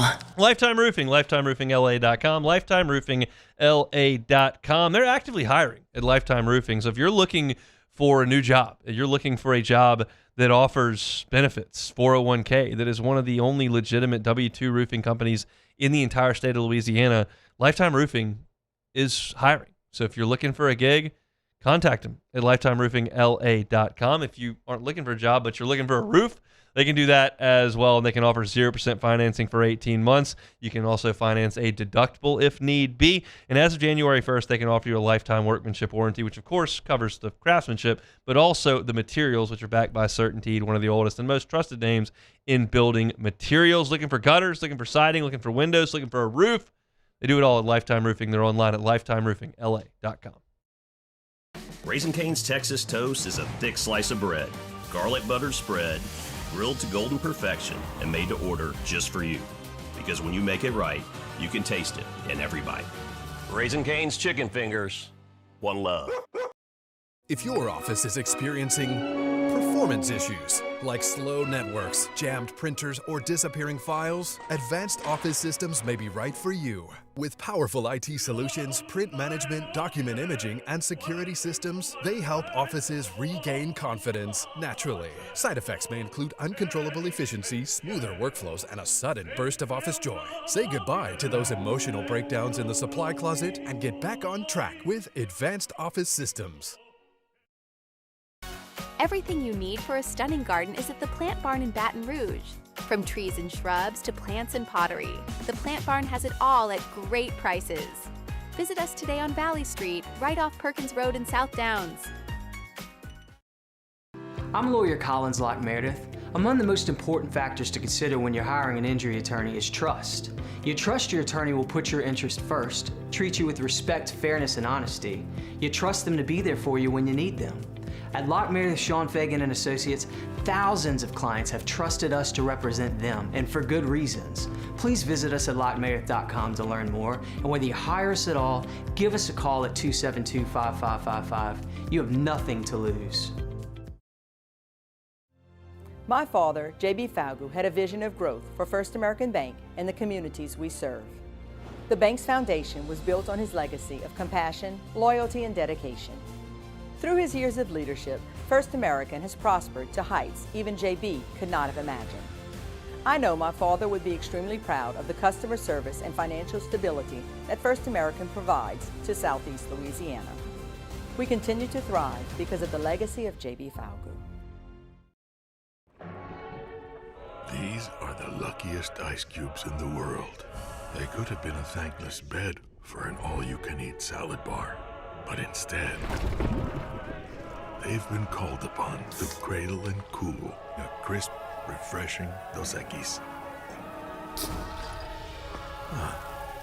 Looks like the lucky just got luckier. Dos Equis. We typically think of stress as being bad for us. At Our Lady of the Lake and LSU, we are researching how certain types of stress, such as exercise, can be good for our immune health. By studying people under extreme stress, such as athletes, astronauts, service members, and first responders, we're learning how to improve the immune health of everyone. That's the power of research. You're listening to The Hunt Palmer Show, brought to you by Sagrera Farms.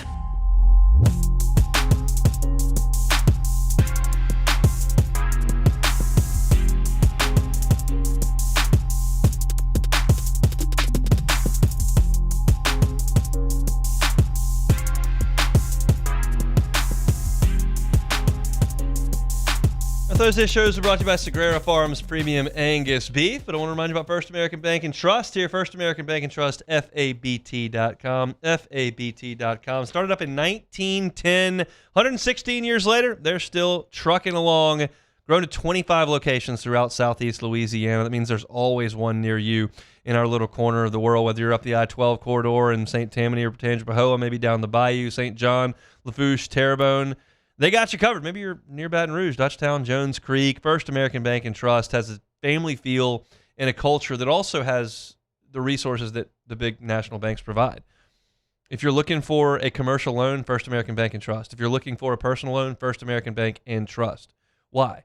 Well, I told you they're local, but that doesn't mean they're small. The decisions that are being made on your commercial loan, on your personal loan, are made locally with First American Bank and Trust. Find them online at FABT.com. FABT.com.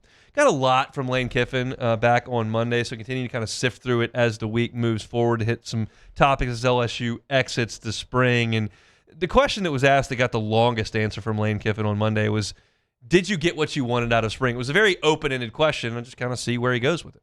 You know, when we decided, to take Sam, part of that was having to realize, okay, he was not going to, for the most part, be there in the spring, and that would have you have a certain feeling about spring, that he's not there, but understand it's about the long term and what that looks like. So I think that played into a little bit, plus some other players not playing. So I think when you add in him, the receiver, Witt, you're going to add some pieces back in where you're going to feel different, in the fall or even the summer. But I think the guys did a really good job buying in, working hard, really trying to do the right things, very little distractions from guys. There's good and bad to everything. I think the no spring portal, obviously is bad in your first year because you'd like to have it now that you've been here for a while to assess your roster and everything. But the good part is you don't have the problems that we had before, and everybody getting calls from other places and in the middle of spring ball already thinking about are they going to be here or they don't like their play time. So from that point, that helped limit distractions. So I thought they did a good job that way. I think we have a long ways to go with learning our systems inside and out and making sure that we're using players in the right spots and not just running our system because that's what our system was. There's a lot to chew on in that bite, okay? So he talked about Levitt being out, and obviously we've discussed that ad nauseum. I don't think there's anything to add to that, but you understand not having your quarterback there limits what you can get in terms of feedback in the spring. We understand that. He also mentioned some guys not playing. He mentioned the wide receiver and Witt. That's Witt Weeks, obviously. And the wide receiver is Trey Brown. Trey Brown comes from Old Dominion. He's a guy who was down to LSU and Ohio State at the end. And we haven't talked a lot about Trey Brown because he wasn't out there much. So I don't really know much about him other than what I've seen on highlight tapes and what the measurables say. But I do know that Ohio State and LSU were the two schools that were courting him the hardest in the transfer portal, so that suggests he can really play. And for Lane Kiffin to mention him in that spot, because he didn't mention Solomon Thomas, who didn't practice at all. I think there is expectation that Trey Brown is going to come in and help in fall camp, and that'll be somebody I put some eyes on early when we get out there in August to kind of see what that looks like, because we just didn't. But you understand that when you don't have guys out there, and especially with your quarterback, there are some things that you don't necessarily learn that you're going to have to catch up on in the fall. So that's an obvious thing. The follow-up question was asked, like, what questions do you have coming out of spring? Oh, there's a lot of those. We haven't even tackled yet, so how well are we going to tackle on defense? How well are the backs, all skilled, but especially backs, going to do when they're getting tackled? We've got some players coming back from injuries.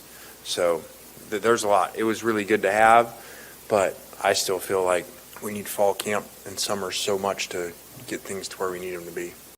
I would agree with all of that. Now, one thing I will say is that, yes, they did not tackle all of spring.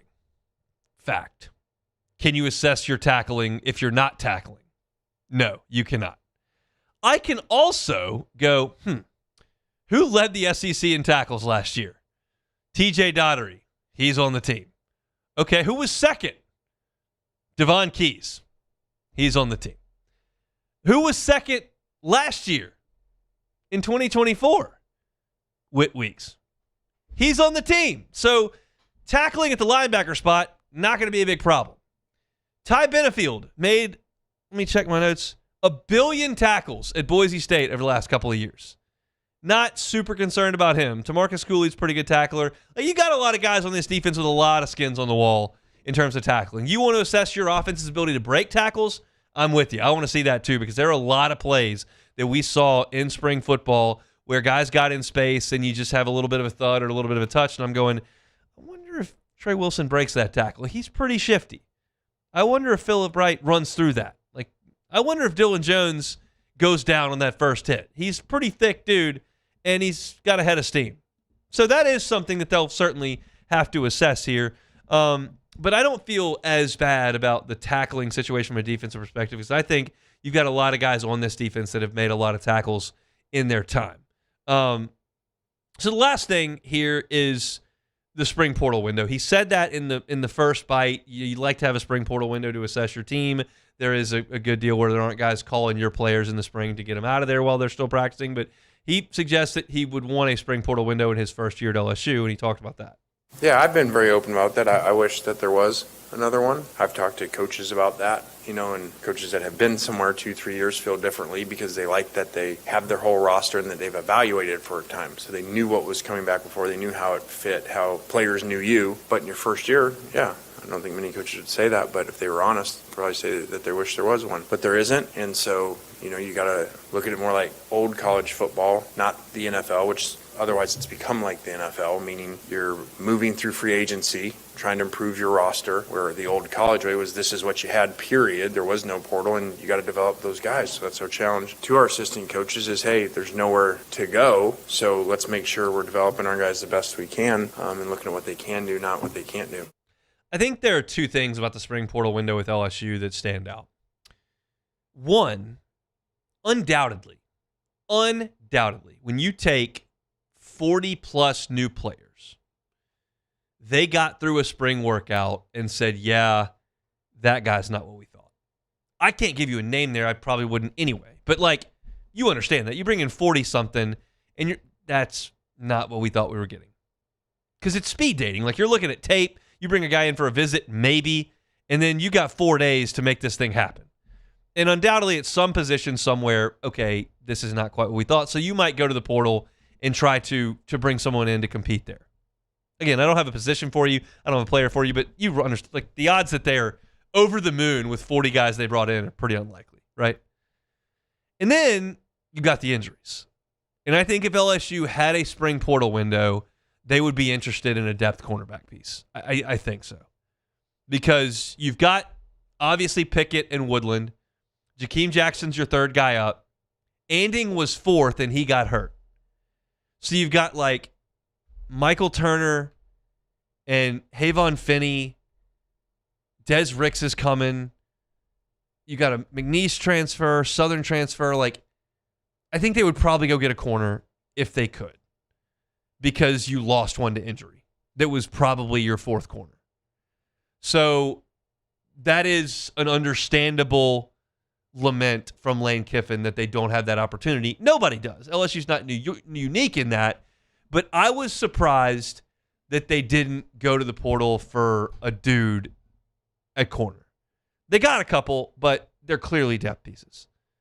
My probably overly aggressive, overly confident thought on LSU at corner is that Corey Raymond can pick up the phone and pretty much get most of the people he's interested in. Not everybody. Money talks. Home's different for some places. Playing time's not right there at the ready for everybody here.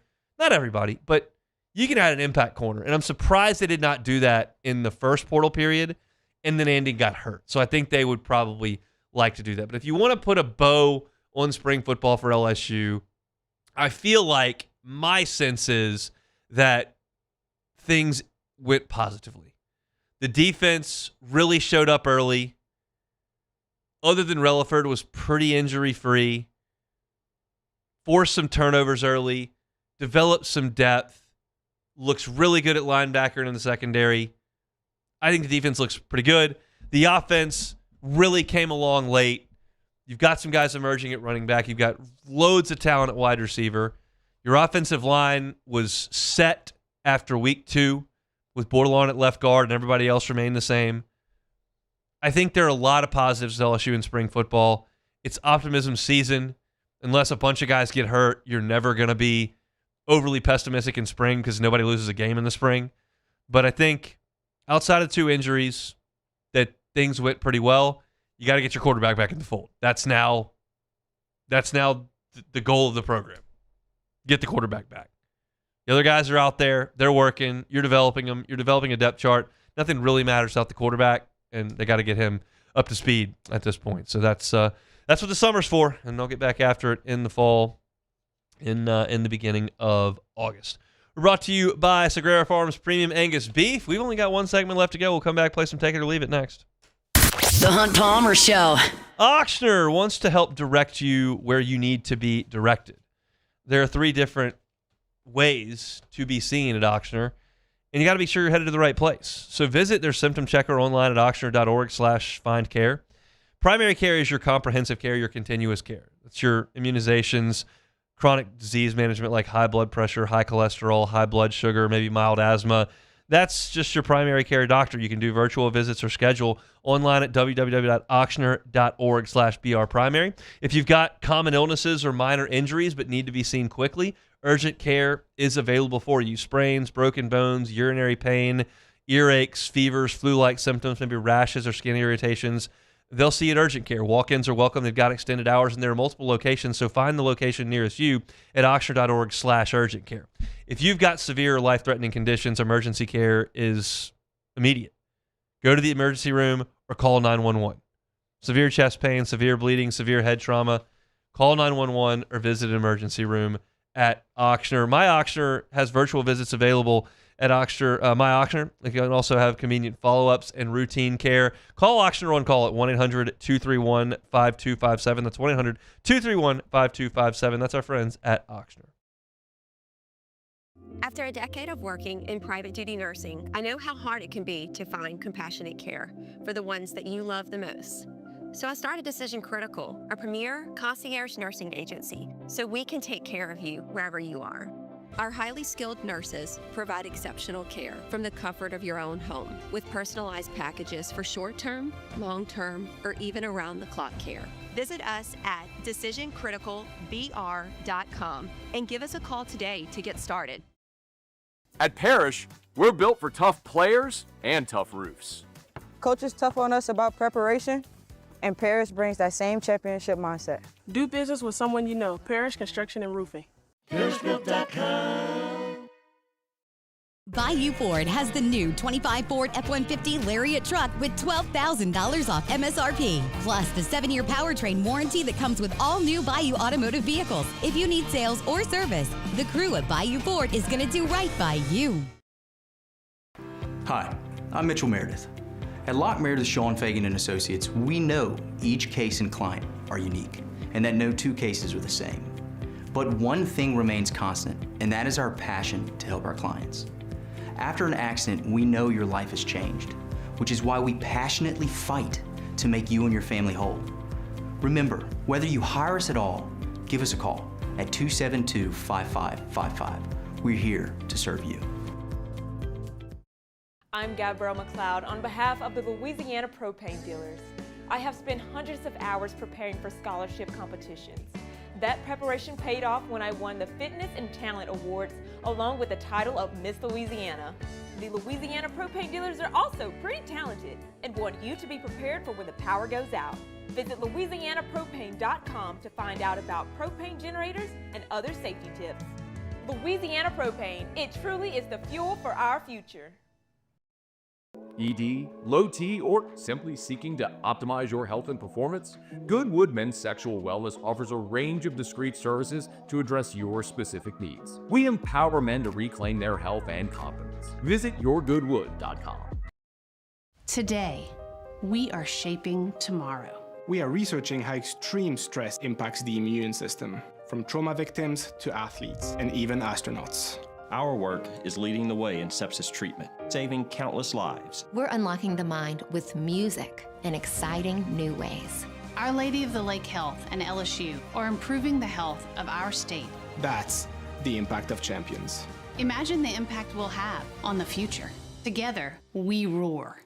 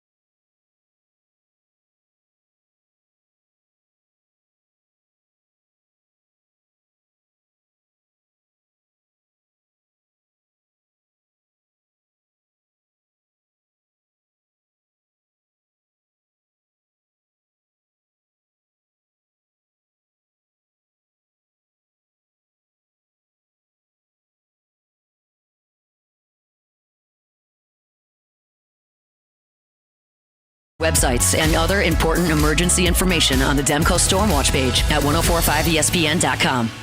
Bayou Ford and Bayou Chrysler Dodge Jeep Ram. 5 brands on one lot. Shop BayouAutomotive.com. You're listening to The Hunt Palmer Show, brought to you by Sagrera Farms.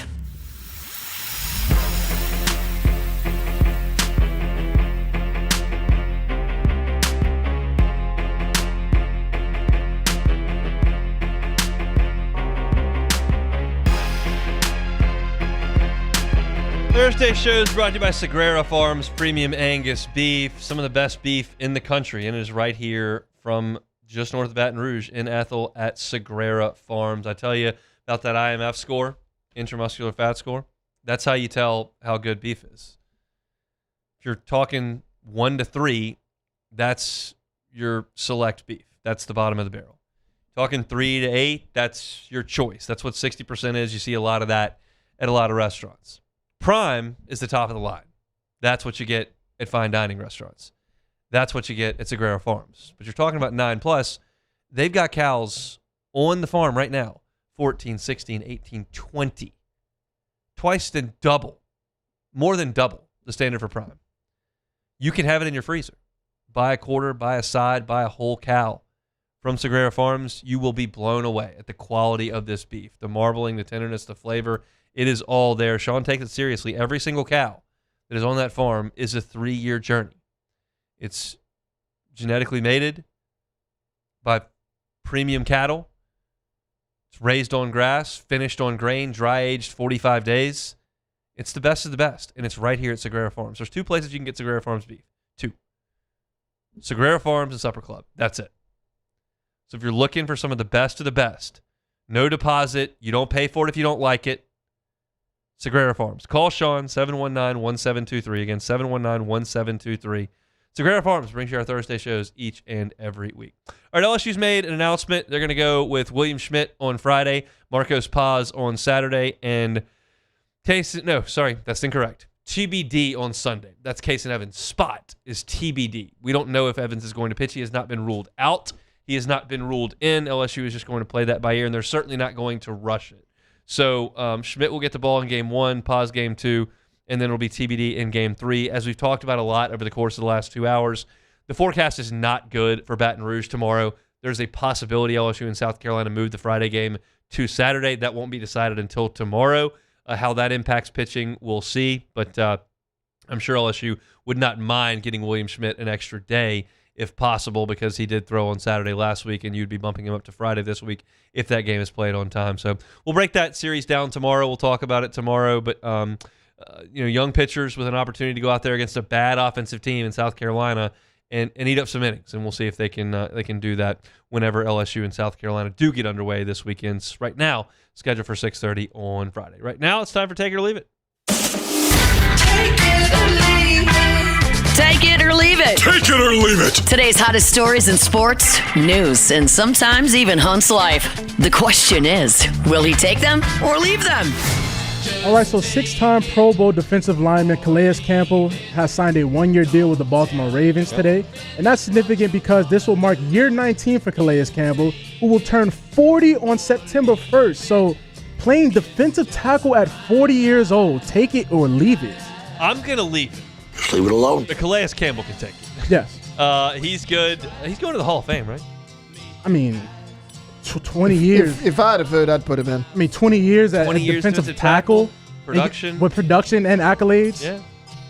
A lot of winning football, too. I think that would be a guy that I would have to put a gold jacket on. And if he can still play, he can still play. And that's wild, but good for him. Can we say this is more impressive than quarterbacks making it to 40 years old? Yeah. Tons of quarterbacks make it to 40 years old now. Yeah. I'm gonna say D tackle though, like you're right there in the middle of the defense. Yeah, like, that's a lot of head-to-head combat. Oh yeah, I don't know. We'll see about him in a couple of years. All right, Eagles first round pick Mekhi Lemon has signed his rookie contract today, a fully guaranteed 4-year deal, $11.5 million signing bonus. So is this a new day and age where fully guaranteed contracts are now expected? Take it or leave it. Take it. I mean, that's how the league works. Every time somebody gets something, everybody else goes, okay, unless you're Deshaun Watson. Yeah. And then you get it, and everyone goes, no one's doing that again, so good luck with that, quarterbacks. Maybe a rookie deal. You're planning on having that guy for 4 years, hopefully 5 if he's a first-round pick. So I think that's pretty reasonable because it's not that expensive. The quarterbacks are expensive. We're not guaranteeing you all your money if you stink. So that's the way that's going to go. I know. It's crazy because I remember football players just fighting to get fully guaranteed contracts, and now they're just giving it out like candy if you get drafted. I mean, Ashton Genty came into the league the highest, second highest paid running back already. So last but not least, we have a good one right here. So Hershey CEO says mint and gum sales are surging due to Ozempic breath. So apparently, when you're the side effects of Ozempic, it causes like this extremely gnarly breath. Really? Yes. So apparently, it's called Ozempic breath, and now mint and gum cells are flying off the cells right now. So losing weight, but gaining stinky breath. Take it or leave it. I'm gonna leave it because I think you can lose weight without Ozempic, and so you could do that and not have the rank breath. But I mean, to each his own. Do whatever you got to do. Cut the LBs. That's a weird payoff, though. I mean, if you got endless supplies of cash for gum, I guess make it work. And how bad are we talking here? Who's to say? But I think you can probably cut the pounds without the Ozempic. Is my guess. Now that just makes me think: does Charles Barkley breath stink? No, not like, I mean, he is like the poster boy for Ozempic at the moment. So now I'm like, man, what is Ozempic breath? The fact that there's a term for stinky breath caused by Ozempic breath. I mean, nobody knows what the side effects are. It just kind of is what it is. But apparently, you're gonna be smelling like garbage. That's not a great side effect. Brush your teeth, people. So that's it for Take It or Leave It. All right, that's it for Take It or Leave It on this Thursday. Plenty we did. Plenty of ground we covered here on this show today. I opened up the show talking about LSU's pitching. The Tigers have got to get more innings out of their starting rotation. It's probably too late for that this year because Cooper Moore's out for the year and because Kason Evans has been out since last week and may not pitch this weekend. You just don't have guys stretched out or that are effective enough. But we know that next year, if LSU is going to make a serious run at this thing, you've got to eat more innings up. And I talked about it, gave some numbers to it at the top of the show. Luke Johnson back in action for us after a little bit away with the newborn. The birthday boy came in and talked Saints with us, talked about the draft class. You can catch that wherever you find your sound. Hunt on Saints on YouTube as well. Joe Healy previewing the SEC baseball weekend to come. Appreciate Joe for jumping aboard. Lane Kiffin and big games. I wrote a column about it at louisianasports.net. You can go check that out for free. It's on the top of the homepage right now. I don't think you're going to see a huge home game in the non-conference under Lane Kiffin at LSU after LSU plays Clemson. I gave the reasons for it. I gave some stuff from Ole Miss, who he scheduled in the non-conference, and what he thinks about scheduling. He said it earlier this week, so you can check that out at Hunt on LSU. Chris Blair, good enough to give us a little bit of time here to talk LSU South Carolina. He'll be on the call whenever it is LSU in South Carolina, get things underway, if it's tomorrow at 6:30 or maybe first thing on Saturday. Appreciate him for giving us a little bit of time, and then a little bit more Lane Kiffin sound about spring football. Hunt on LSU is where you can find all our LSU coverage. Hunt on Saints, where you can find all our Saints coverage. Tomorrow, Preston Guy talking LSU. We'll talk a little bit LSU in South Carolina. We'll get some Saints stuff as well. So plenty to do on tomorrow's show. For now, Matt's going to drive you home on After Further Review. Our Thursday show is brought to you by Sagrera Farms Premium Angus Beef. We're back same time, same place tomorrow. That's where you can find us for a Friday edition of The Hunt Palmer Show. The Hunt Palmer Show. Fabry Chevrolet GMC. Fabry Chevrolet GMC. New is still an apt description. They started up on October 1st, took over the store there on Highway 61 in St. Francisville, and they're thrilled. They've been in the Baton Rouge family, the Fabry family has, for 35 years, 3 locations, 5 brands. You know what you get when you work with the Fabry family. That's how they built a brand for 35 years. Incredible customer service, great buying experience, amazing service after the sale. That's what you get at Fabry Chevrolet GMC. If you're looking for a new truck, up to $11,000 off Silverado or 1.9 APR financing. Incredible deals on Chevy Silverado. Even better, up to $13,000 off GMC Sierras or 0.0 APR financing. Need a new truck, lease is about to be up, or just need a new ride? Fabry Chevrolet is happy to help you out with that. Go by and see them on Highway 61 in St. Francisville, or check them out online at FabryChevrolet.com. That's FabryChevrolet.com. Every ounce of Raising Cane's lemonade has been hand-squeezed that day from fresh lemons before being served over our signature crushed ice. Because when you make it right,